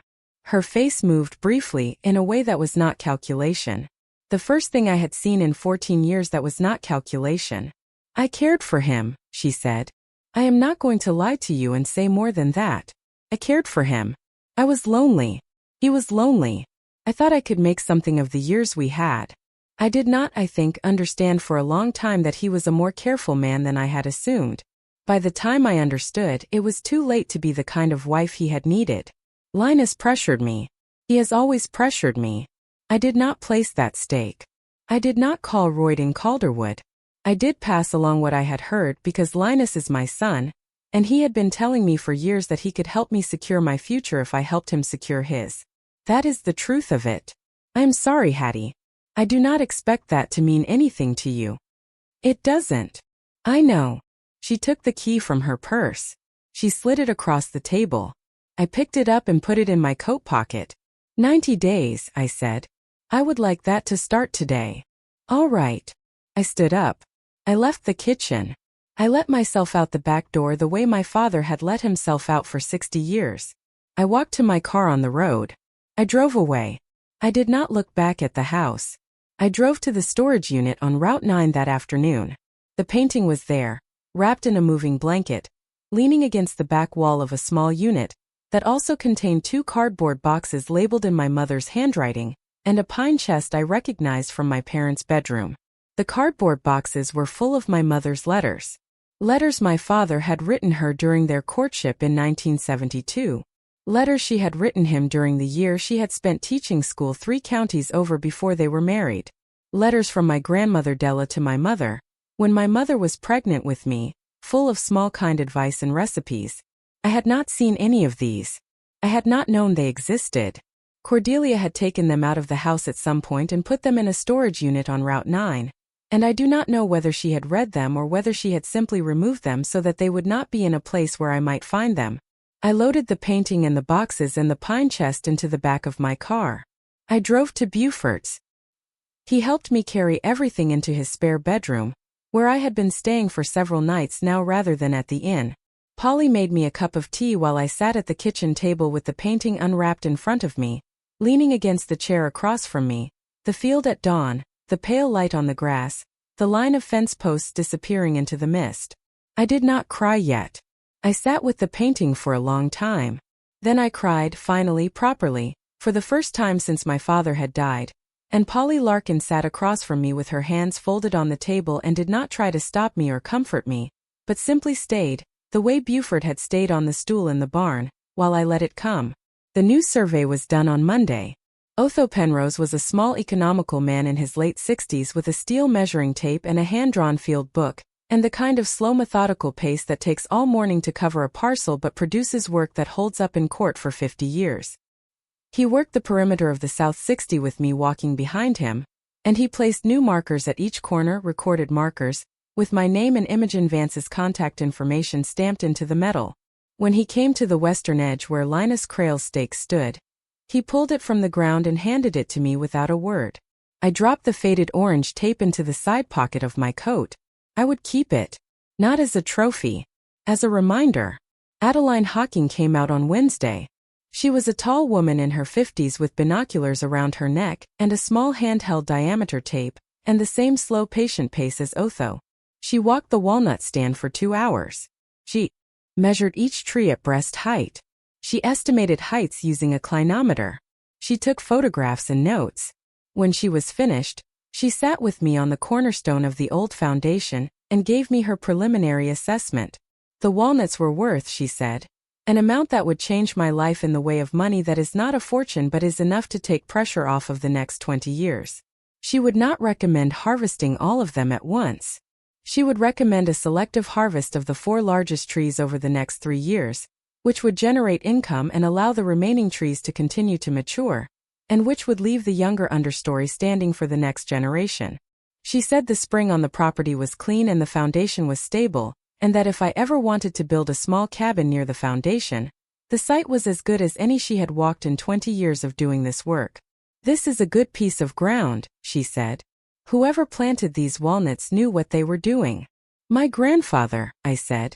In 1958. She nodded. He left you a long thought. I went home to my apartment 200 miles north the following Sunday. I had been gone 14 days. Greta the cat had been fed by my neighbor and was, in the way of cats, displeased to see me return after such an interruption to her routine, but she came around within an hour and slept on my lap that evening while I sat at the kitchen table with the recorded deed in front of me and the journal beside it and my father's letter folded in my pocket. I did not yet know what I was going to do with the land. I knew I would not sell it. I knew I would honor Adeline's harvest plan. I knew that within a few years I would have the means to leave the rented apartment and live in a way that gave me more room and more quiet, and that I might eventually build the small cabin near the foundation, the way she had suggested, and live some part of the year on the ground my great-grandfather had bought for $900 in 1923 to settle a debt with Reuben Hatch. I did not yet know any of the details. I knew the shape. Cordelia left the farmhouse within 60 days, not 90. I do not know where she went. She did not tell me and I did not ask. Beaufort told me she had loaded a small moving truck on a Tuesday morning and driven away by herself with a single suitcase in the cab beside her, and that he had stood at his kitchen window and watched her go. I do not know what became of Linus Crail. Wendell Goff's documentation sat in a sealed envelope in Imogen Vance's office, where it remains, and where it will remain unless it is needed. I went back to the farmhouse one time after Cordelia had gone. The house was empty. The bookshelf in my father's bedroom held only the Reader's Digest condensed novel, and the brown ceramic mug with the chipped handle. I sat on the bed for a while. I did not stay long. The house had been Cordelia's house for 14 years and I did not know yet whether I wanted to make it mine again, or whether I wanted to let Beaufort and Polly's nephew, who had asked about renting it, take it over for a few years until I decided. That decision was still ahead of me. There was no rush. I went to the South 60 often that spring and summer. I walked the perimeter where Otho's new markers stood with my name stamped into the metal. I sat on the cornerstone of the foundation. I watched the spring run.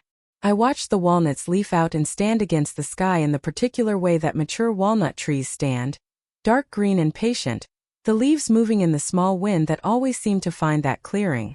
I thought, often, about the 3 generations of Mosley men who had kept this land quiet. My great-grandfather, who had bought it on a handshake and never recorded it because he had promised not to. My grandfather, who had planted 12 walnut trees in 1958 as an inheritance for a grandchild he would never meet. My father, who had walked here in October of the last year of his life on a stroke-weakened leg and sat where I was sitting and known, in some part of him, that he was looking at this place for the last time himself, and that the next person to walk it under their own ownership would be me. I thought about my mother, too. About the painting that had hung in our entry, and then disappeared into a cedar chest that had not been a cedar chest. About the letters in the boxes at Beaufort's. About the way she had stood at the kitchen sink in 1985 making me a bottle, in a photograph my father had taken that I had found in one of the boxes, the morning light catching the side of her face, her expression entirely absorbed in the small task at hand, completely unaware that her husband was photographing her. Completely unaware that 34 years later her daughter would sit at a kitchen table in Buford Larkin's spare room and look at that photograph and weep for a mother she had been too young to know the full shape of. My father had given me back my mother, too. He had not meant to. But by leaving me a path to the land, he had also led me, through Cordelia's storage unit on Route 9, to the boxes she had hidden and the paintings she had hidden and the letters that had carried, across decades, the voice of a woman whose voice I had lost when I was 19 and which now, page by page, in 1972 ink and 1985 ink and 1990 ink, I was beginning to hear again. The first walnut harvest was completed in October of the year after my father died. Adeline Hocking managed it. For trees selected for their size and the angles of their branching. The trees were felled, sawn into logs at the foundation site, and trucked to a small specialty hardwood mill in the next state, where they were milled into board lumber, kiln-dried, and sold over the following 6 months to 2 furniture makers and a custom violin builder, who paid a premium for the densest sections of the heartwood. The check, when it came, was deposited into an account that Imogen Vance had set up for me and that no one else had access to. I sat with the receipt for a long time. Then I called Imogen and told her the harvest was complete, and that I wanted to begin planning the second one for the 3rd year. Exactly as Adeline had recommended. Your father would be pleased, Imogen said. I think he would. Hattie. Yes.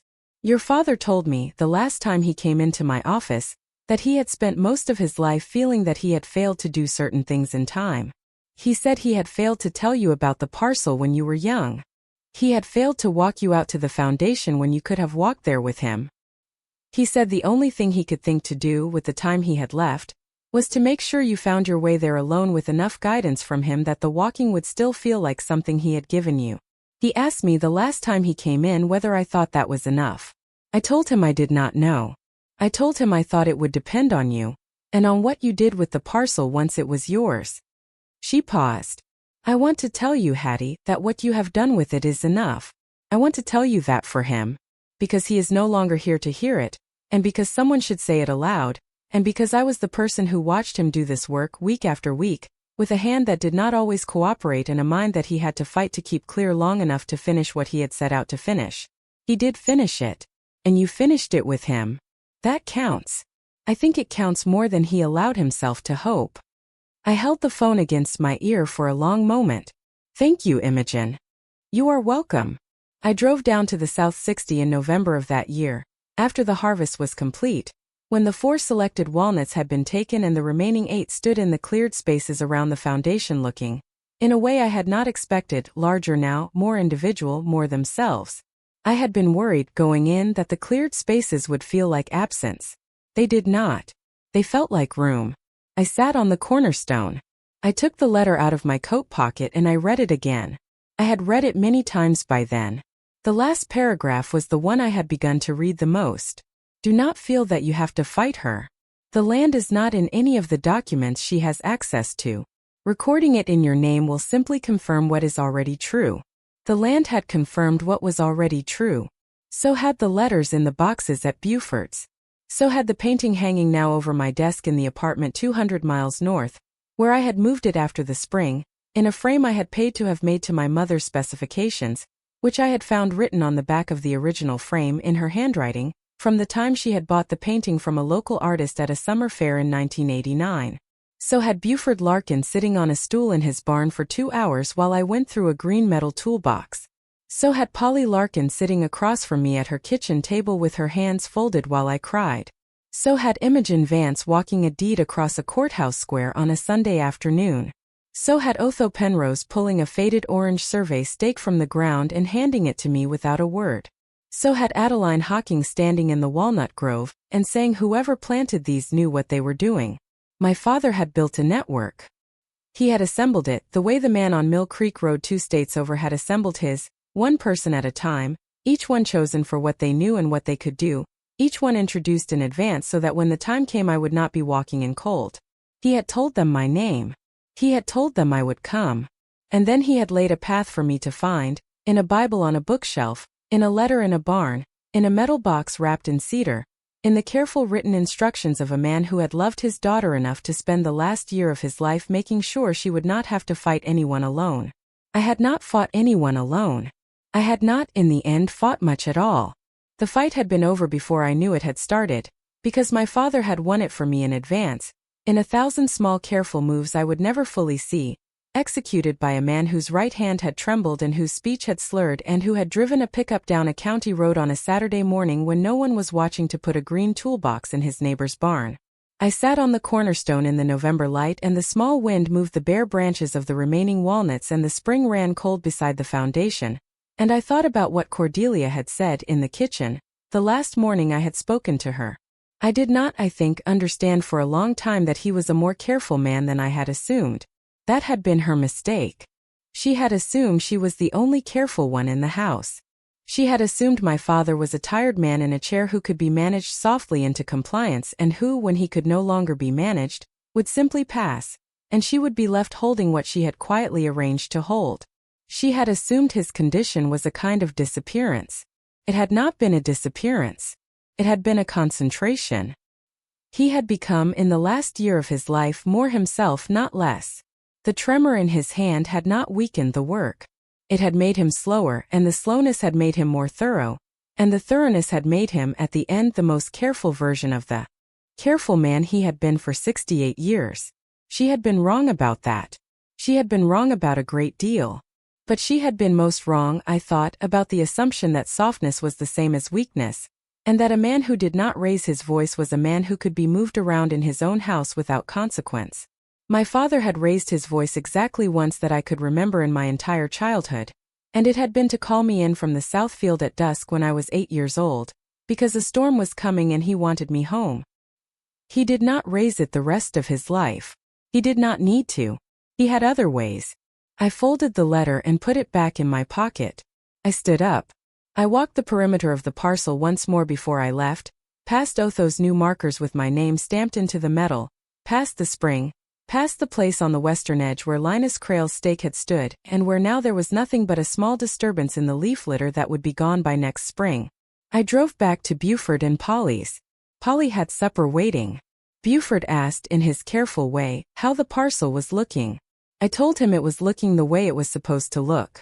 8 trees left, I said. Plenty of room around them now. The foundation is still good. The spring is still running. Your daddy would like to hear that.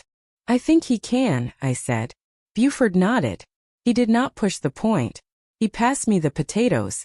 I do not know exactly what my father would think of what I have done.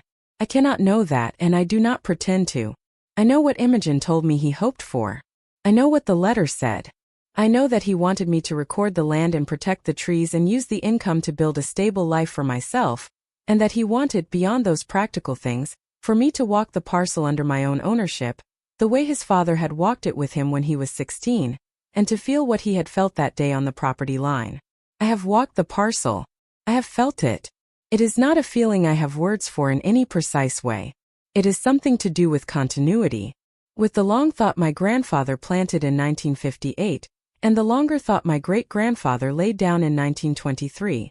With the silence 3 generations of men kept on behalf of a daughter they would never see, who would, in her 42nd year, climb out of a rental car at the edge of a county road and walk down an overgrown track into a clearing where everything that had been promised was still standing: the foundation, the spring, the trees, the ground beneath them, the 100 years. I have come to think that this is what my father gave me. Not the land, not the money, not even the network of people who knew his name and would answer the phone when I called. He gave me back the thing Cordelia had spent 14 years quietly taking, which was the sense that I belonged somewhere.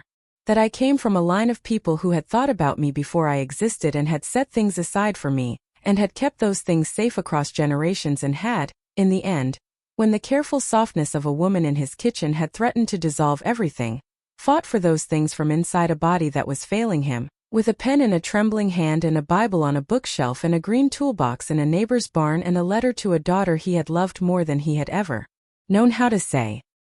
He had loved me more than he had ever known how to say. That was the thing I had not understood growing up. He had not been a man of speeches. He had been a man of actions, and his actions had been quiet, and quiet actions look, to a young person, like absence. They are not absence. They are presence in a different form. They are the form of a father who drives 4 hours rather than make a phone call. The form of a man who labels every part of his life so carefully that even his Bible can become a hiding place. The form of someone who plans, against his own dissolution, the moment when his daughter will sit in a barn under a work light with a letter from him pressed against her chest and finally, at 41 years old, understand that she had been loved the whole time. I have a small framed photograph on the desk in my apartment now. It is the photograph my father took of himself in October of the year before he died, sitting on the cornerstone of the foundation, with the bare walnut trees behind him. His face in the photograph is calm. He is looking into the camera. He is not smiling exactly, but there is something in the set of his mouth that is close to a smile, the way the mouths of people who have completed a long task look in the moments after the task is done. He had completed it. He had walked back to the parcel one more time on a stroke-weakened leg in the cold October light, and he had sat on the cornerstone, and he had taken his own photograph, and he had labeled it on the back, "Walked there myself." Hattie will see this someday. I have seen it. I see it every day on the desk, beside the painting of the field at dawn, beside the journal he kept, beside the small wooden box of 3 photographs spanning a century. I see him sitting on the cornerstone. I sit on the same cornerstone when I am there, in the same posture. I look out at the same trees. The trees are slightly larger now than they are in his photograph. They will keep growing. The 8 that remain will be cut, for at a time, 20 and 40 years from now, by whoever is then walking the parcel under their own ownership. I am not, in the end, the last person who will sit on that stone. I am only the next one. That is what an inheritance is. It is not a fortune. It is not a deed in a Bible. It is the long line of people who have arranged, against their own absences, for someone to come after them and find what they had set aside. The land is the form of that arrangement in my family. Other families have other forms, but the substance is the same. People who loved us before we existed. People who planted trees for us. People who folded titles into the gutters of Bibles and trusted that we would, when the time came, feel for them with our fingers and find them. I felt for it. I found it. That is, in the end, the only thing I had to do. My father did everything else. He laid the path, named the helpers, planted the patience, kept the silence, set the box, signed the letter, held the line against a woman who had moved into his house in the kindness of her early years and then, over time, become the thing he had to plan around. He did all of this from a body that was failing him. He did it slowly. He did it on Tuesday afternoons when she thought he had doctor's appointments.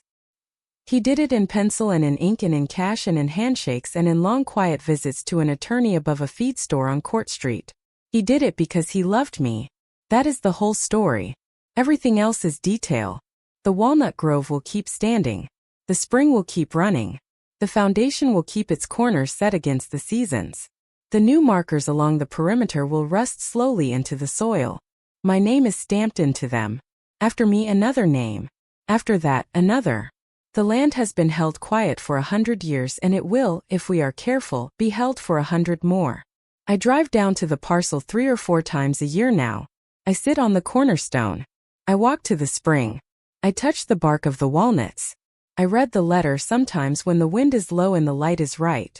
I do not read it all the way through anymore. I read pieces. The piece about the survey stake. The piece about Imogen Vance.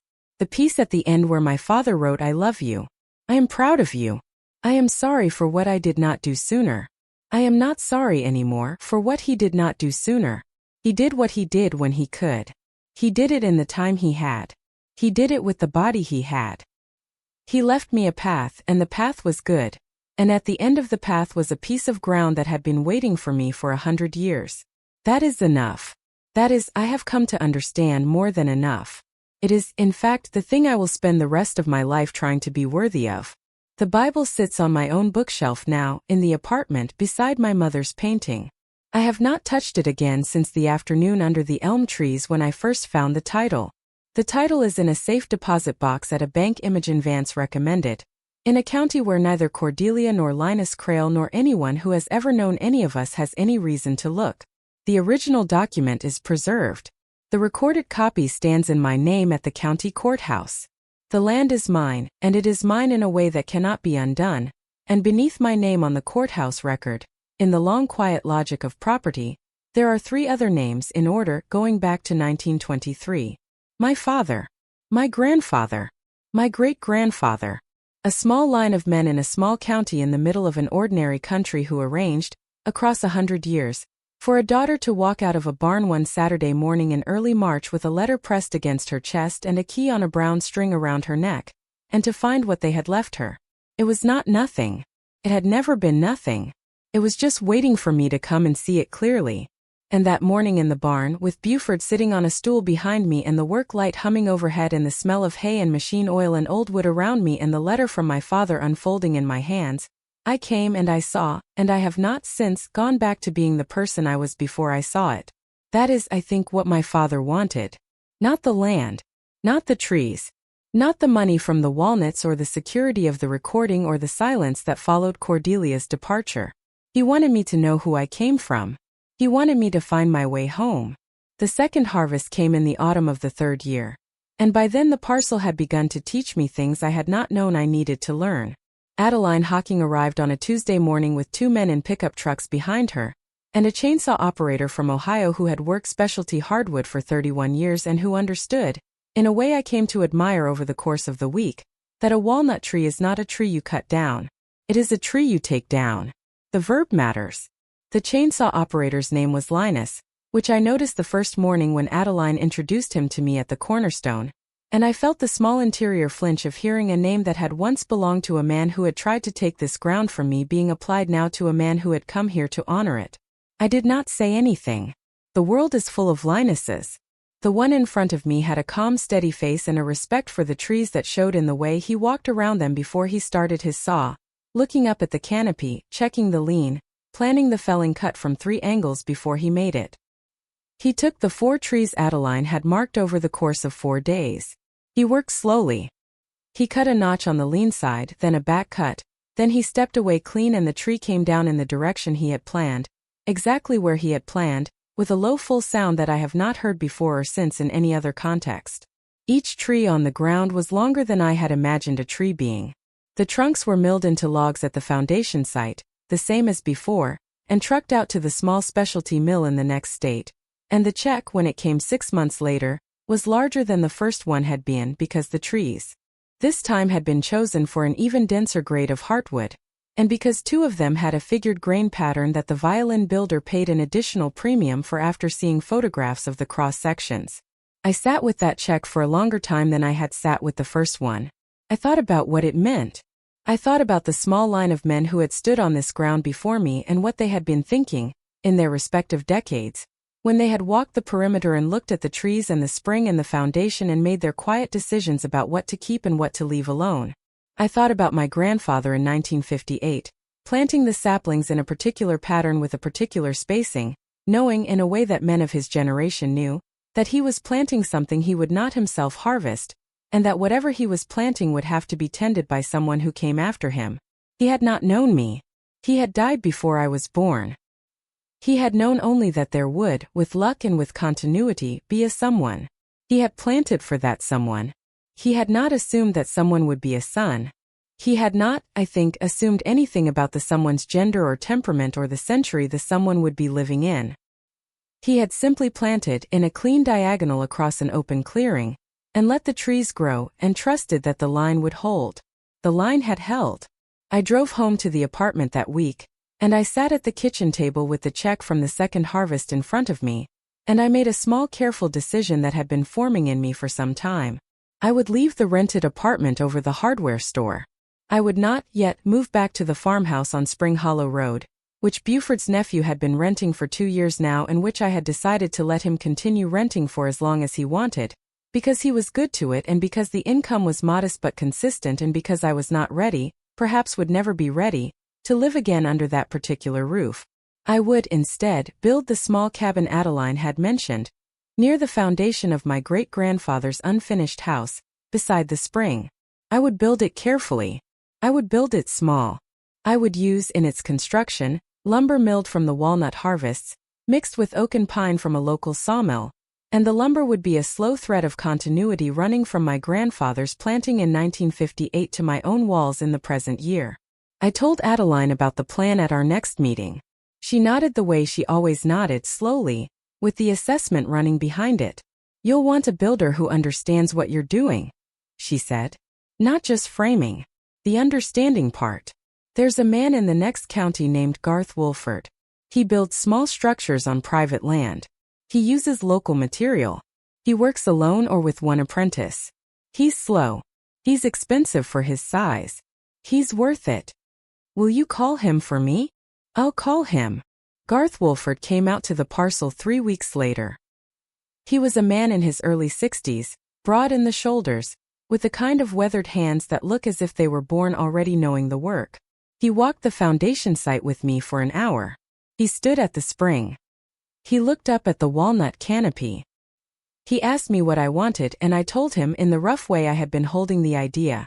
A cabin small enough to heat with one stove, large enough for a bed and a desk and a kitchen along one wall, with a porch facing west so I could sit out at the end of the day and watch the light come down through the walnut trees. 1 bedroom.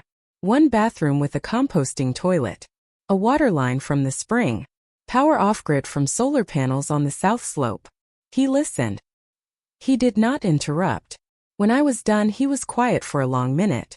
"That's a good cabin," he said. "I can build that cabin. It will take me about 10 months from the day we break ground, working at my own pace. I will use the foundation that is already here as the base, because it's good stone and your great-grandfather laid it level. I will use the walnut you've harvested for the interior. I will source oak from a sawmill in the next county that I trust. I will use pine for the structural framing because pine is what structural framing wants to be. I will charge you what the work is worth. I will not charge you what some people would charge you for what you can afford. Is that fair?" "That's fair," I said. We started the next spring. Garth worked the way Adeline had said he would, slowly, alone for most of it, with one young apprentice named Edo who had come up from the next state to learn from him. They built the cabin in 11 months, not 10, because the winter was harder than expected and because Garth refused to rush a roof, and the roof in particular took him longer than the rest because he insisted on a particular kind of standing seam metal that had to be ordered from a small fabricator in Pennsylvania, and that took 6 weeks longer to arrive than he had planned. I did not mind the extra month. I drove down on weekends when I could, and I sat on the cornerstone of the foundation, which was now the base of one corner of the cabin, and I watched the structure go up the way my great-grandfather might have watched his own house go up in 1928 if he had ever finished it. The walls rose. The roof closed in. The windows went in last the way Garth liked to do it after everything else was tight, and the windows were the part one had thought about the longest because windows in a small cabin matter more than they matter in a larger house, and I had wanted them placed for the morning light on the spring and the afternoon light on the walnut grove and the long evening light from the west. Garth placed them exactly where I had asked. He showed me, the day the last window went in, where he had also installed a small frame above the kitchen sink, set into the wall at eye level, the size and proportion of a small painting. "For your mother," he said. I had told him about my mother during one of the long Saturday afternoons we had spent walking the site together, and he had listened the way certain men listen without comment, while still hearing everything. He had remembered. He had built a place for the painting before I had asked. I moved the painting down from the apartment that fall, after the cabin was finished. It hangs there now. The field at dawn. The pale light on the grass. the line of fence posts disappearing into the mist. It looks, in that wall in that light, as if it had been painted for that wall in 1989 by a local artist at a summer fair, on the chance that 35 years later it would find its way home. I will tell you a few other things from the years that followed because the story is not, in the end, about the moment I found the title. The story is about what happens after. What you do with what was given. I sold the apartment lease and moved my belongings to the cabin over the course of 2 weekends in the early autumn. I did not move much. The cabin was small and I did not have much.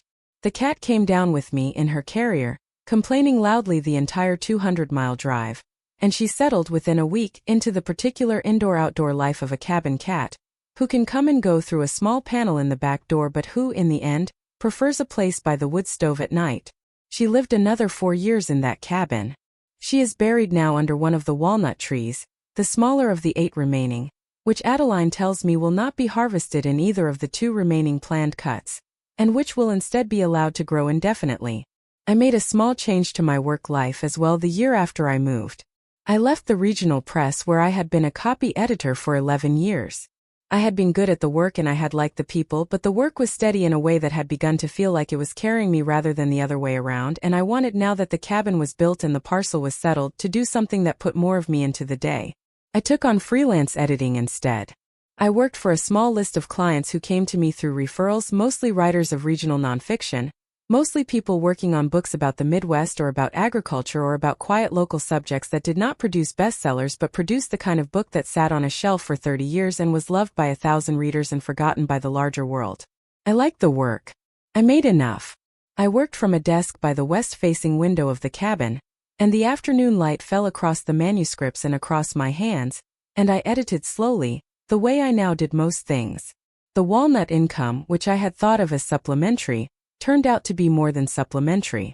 The 3rd harvest came at the end of the 5th year, and Adeline told me that the remaining trees could now be left for 15 to 20 years before another selective cut, and that in the meantime the younger understory of trees my grandfather had planted in 1958, and which had been growing in the shadow of the larger trees for 66 years, was now beginning to step into the light created by the harvests and would, in another 20 or 30 years, be timber quality itself. The land had been engineered by my grandfather as a long succession. He had not just planted 12 trees. He had planted a generation of trees with a second generation seated in among them, with the understanding that the first cut would create the conditions for the second cut, and the second for the third, and so on indefinitely as long as someone was paying attention. I was paying attention. I am paying attention. I have, over the past several years, learned more about black walnut silviculture than I ever thought I would need to know, and Adeline has been patient with my questions, and I have begun slowly to think about who comes after me. I am 46 this year. I have no children. I have not, in this lifetime, found the partner who would have made children a possibility, and I do not now expect to. This is not a sadness I have anymore. It was for a stretch of years a sadness. It is no longer. I have come to understand that the line my father preserved across 3 generations was not, in the end, a biological line. It was a line of care. The land was passed from my great-grandfather to my grandfather to my father to me, and each of those passings was a passing between blood relatives, but the underlying thing being passed was not blood. It was attention, the willingness to keep something, the willingness to set it aside, against one's own absence, for someone who would come after. I have been thinking about who that someone might be. There is a young woman in the town who has worked since she was 16 for Adeline Hawking. Her name is Renley Pace. She is 23 years old now. She grew up 2 counties over in a family that had no land and not much else, and she came to Adeline through a high school program that placed students with local mentors in agricultural fields, and she stayed because she discovered in the course of that summer that the work of forestry was the work she had been looking for her whole life without knowing it. She has been with Adeline for 7 years. She has learned the trees the way Adeline learned them from her own mentor, who was an old timberman in this county who died about a decade ago and whose name I do not need to give you, because Adeline has given his name to Renley, and Renley carries it now. I have known Renley for 4 years. She came out to the parcel with Adeline for the second harvest, when she was 19, and she has been part of every assessment since then. She sat with me on the cornerstone the first time she came while Adeline was farther up in the grove measuring something, and she asked me questions about the spring and the foundation and the original 1923 purchase, and her questions were the questions of someone who was already at 19 thinking about land in the long way that older people are not always thinking about it. I have begun this past year to talk with her about what comes next. Not now. Not soon. I am healthy and I expect, with reasonable luck, to live another 30 or 40 years on this ground. But I have started a conversation with Imogen Vance, who is still my attorney, although she is approaching retirement and has been training her successor, a woman named Calla Worthen, who is in her early 40s and who reminds me in her steadiness of Imogen. The conversation with Imogen and Calla is about how I would, in the long arrangement of things, leave the parcel to Renley Pace. Not by blood. By choice. The legal mechanism is straightforward. The harder part is the conversation with Renley herself, which I have not yet fully had. I have hinted at it. I have asked her questions about her own long view, about what she would do with land if she had it, about whether she has imagined a life that includes the stewardship of a parcel like this one. She has answered carefully the way she does most things. She has not said yes. She has not said no. She has said, in essence, that she would need to think about it, and that she would need to be sure that I was sure, and that we should not make any decisions about something this large in any short period of time. I respect that. It is the right answer. It is, in fact, the answer my father would have given. We have time. I am in no rush. I have learned from him that the long arrangement is the right one, and that the work of preparing for an inheritance is itself part of the inheritance, and that I should not be in a hurry to settle who comes after me until I am certain that the person who comes after me wants the work.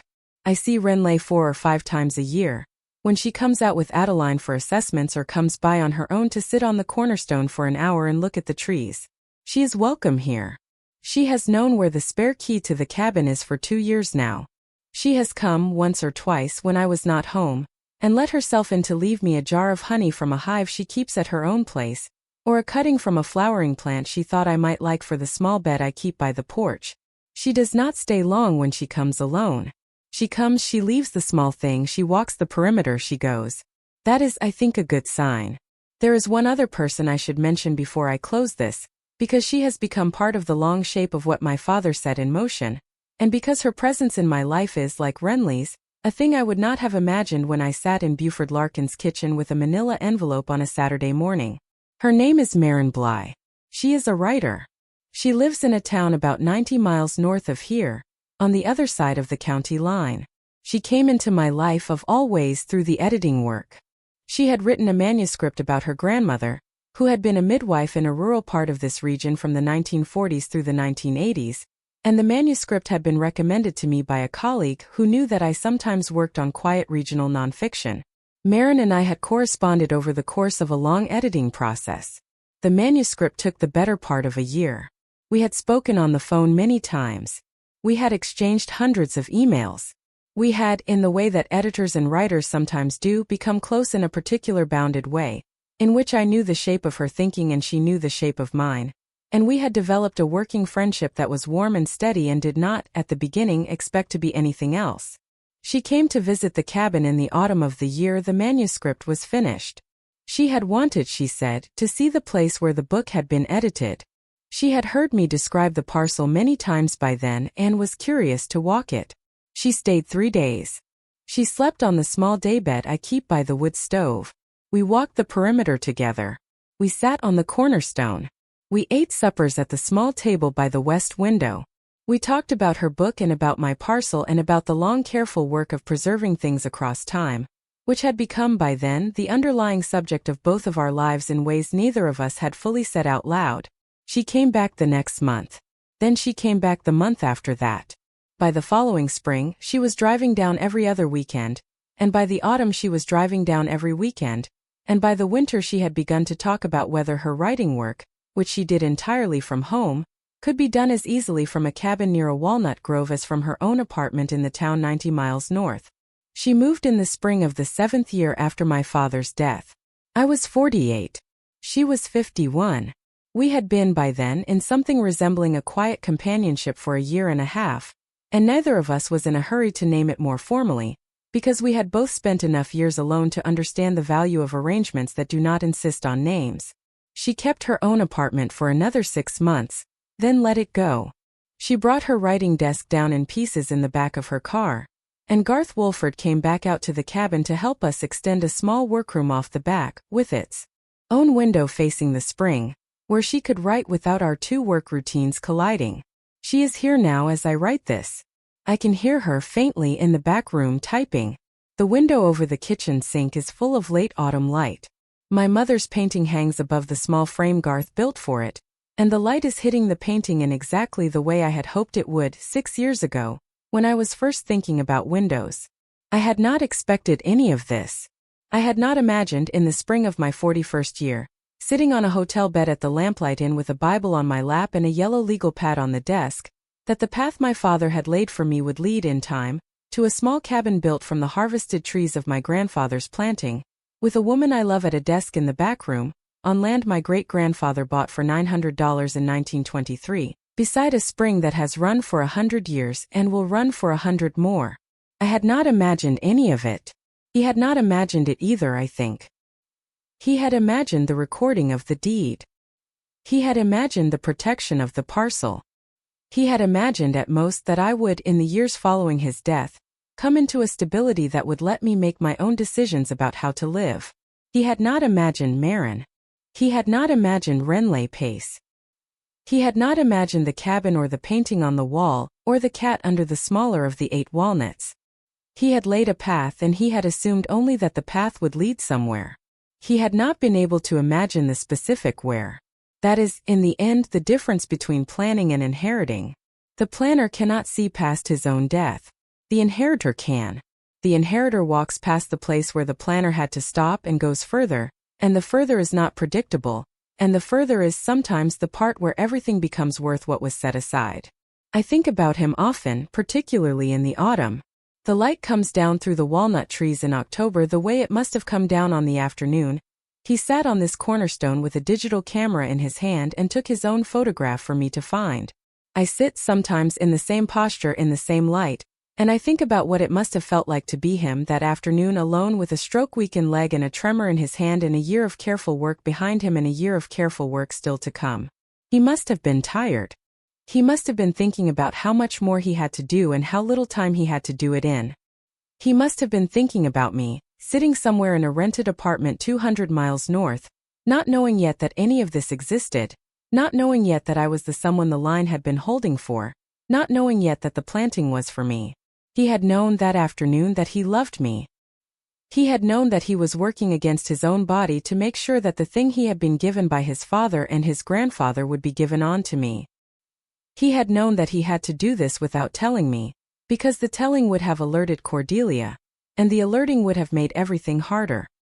He had known that he was, in a sense, working alone, with only Imogen and Buford and a handful of others to help him, and that the day would come when he would put the green toolbox in Buford's barn and drive home and never see the parcel again himself. He had been right about all of that. He had seen the last of the parcel that October afternoon. He had not made it back. The stroke deepened over the winter. The aphasic stretches lengthened. By the time of the spring he died. He could no longer walk the back 40, let alone the track to the south 60. The photograph he took that October was the last one of him here, in this place, alive. I keep it on the desk. I have not framed a different photograph of him to replace it, although I have other photographs of him. I keep the one from the cornerstone because the cornerstone is the one place where he and I are, in a continuous sense, in the same place. I sit where he sat. I look at what he looked at. The trees are larger now. The light is the same. The stone has not moved. There is one last thing I want to say before I close. I have come to understand in these years that what my father gave me was not just the land or the network or the means to build a small, careful life. He gave me a way of doing things.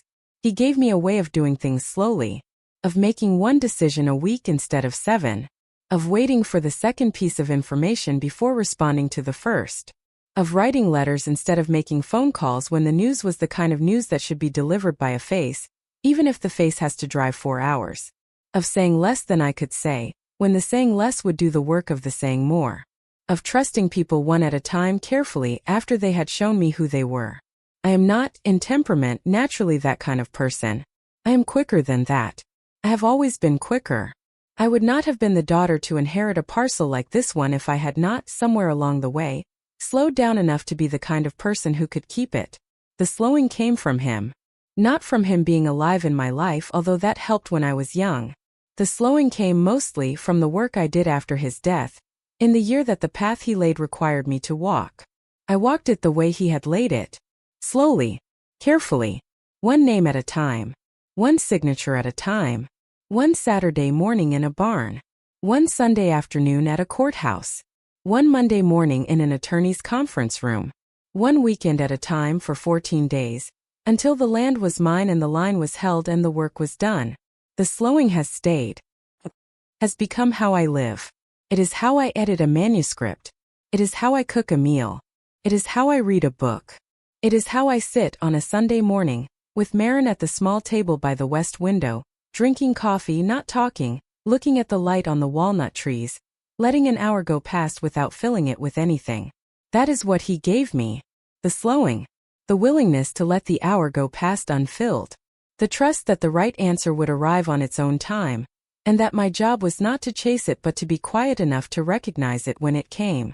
I do not always succeed. I have, more often than I would like, hurried in ways he would not have hurried.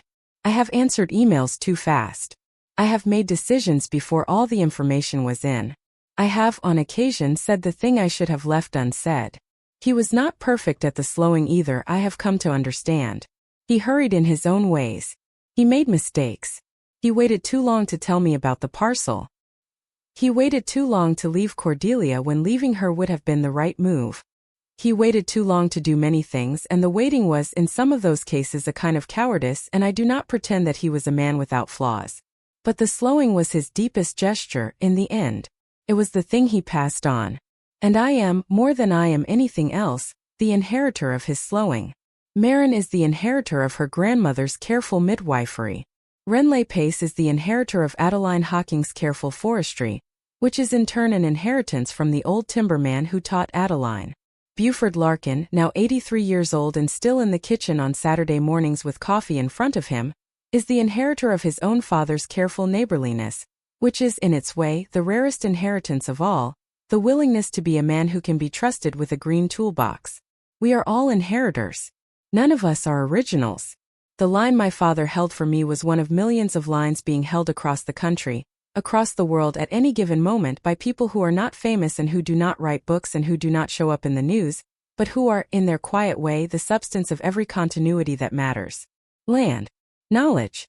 Honesty. The willingness to sit on a stool in a barn for 2 hours without speaking. These things are past. They are past in small careful gestures.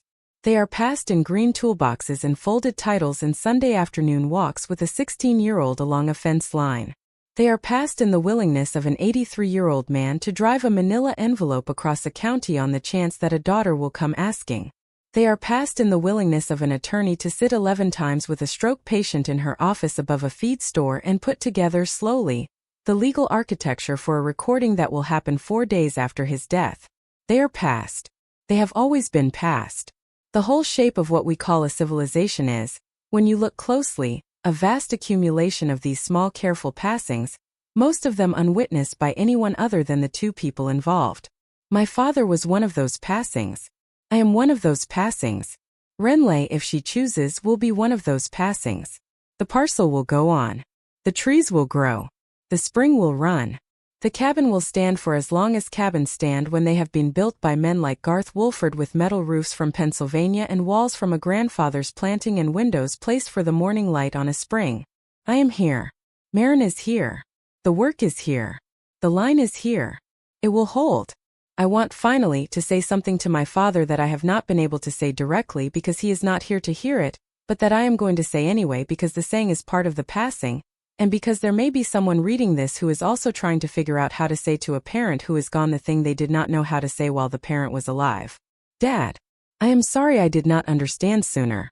I am sorry I let you be alone in that house for as long as I let you be alone. I am sorry I called once a week and accepted the explanations, when I could have driven down on a weekend without warning and seen, with my own eyes, what was happening.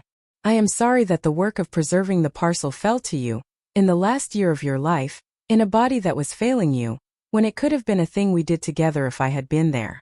I'm sorry I was not there. I am also in the same breath grateful. Grateful that you were the kind of man who, in the absence of my being there, did the work yourself. Grateful that you trusted me to come find what you had hidden.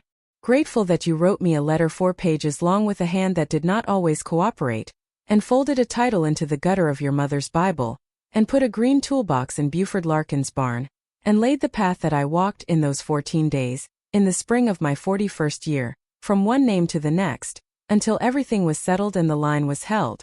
You gave me a piece of ground. You gave me a way of being on it. You gave me beyond either of those the knowledge that I had been thought of, planned for, and loved across 100 years. That is the inheritance. That is what I will pass on if Renley will accept it, and if she will not, then to whoever after her is willing. The line will hold. The line is held. I sit on the cornerstone in the late autumn light and I lay my hand on the stone and I say it out loud sometimes when no one is here. The line is held, Dad. The line is held. The walnut leaves are coming down. The spring is running cold. The cat is buried under the smaller tree. Marin is at her desk in the back room. The light is going slowly toward evening. The cabin behind me is warm. The wood stove has been lit. The kettle is on. I will go inside in a few minutes. I will pour the tea. I will sit with Marin at the small table by the west window. We will not probably talk much. We will watch the light go down through the walnut trees, the trees my grandfather planted in 1958 for a someone he could not yet see, the someone who turned out to be me. He saw me. Across the 66 years between the planting and the inheritance, he saw me. He did not see my face. He did not see my name. But he saw in the abstract the shape of someone who would, in time, sit where I am sitting, and he planted for that shape, and the planting reached me, and the shape when I sat into it fit. That is what a line is. The shape set down in advance that another person decades later fits into without knowing how. The land is the form of it. The cabin is the form of it. The painting on the wall is the form of it. Marin in the back room is the form of it. Renley walking the perimeter alone on a Sunday afternoon when I am not home is the form of it. It is a small form. It is not famous. It will not be written about by anyone other than me. It is only one parcel, one family, one century, in one small county in the middle of an ordinary country. But it is the form. And the form holds. And tonight, when Marin and I sit at the table, and the light goes, and the stove ticks softly in the corner, and the cat that is not the one under the walnut but is a younger cat, a calico, named Reuben after the man my great-grandfather bought the land from, comes up onto my lap and settles, I will look around the small room and I will know, in the way I have come to know it across these years, that the work my father did was enough. It was more than enough. It was a whole long quiet life he gave me, in the form of one folded title in the gutter of a Bible. I will be grateful for it until the day I too sit on this cornerstone for the last time, and lay my own quiet things in place for the someone who will come after me, and trust that they too will know how to look in a Bible, or in whatever the form of the Bible turns out to be by then, and find what was set aside, and walk it through to the next holding. The line holds. The land waits. The trees grow. And somewhere in a future I cannot yet see, a young woman or a young man, or a person whose name I do not yet know, will sit where I am sitting, and feel the cold of the stone, and look up at the walnut canopy and understand in the small clean way I once understood, that they have been thought of and planned for, and that the long line of people who came before them did not stop with the last one. The line goes on. The line is held. It will be held. That is the inheritance. That is the whole of it. That is what my father gave me in a green toolbox in a barn on a Saturday morning in March, in the 41st year of my life, 2 weeks after he died. I have been spending the rest of my life being worthy of it. I will keep spending the rest of my life being worthy of it. That is enough. That is, I have come to know the whole of what any of us has to do. Be worthy of what was set aside. Pass it on. Hold the line. Thank you so much for watching until the end. If you love this story, check out the other videos on your screen now. I think you'll really enjoy them. And don't forget to subscribe if you haven't already. See you in the next story.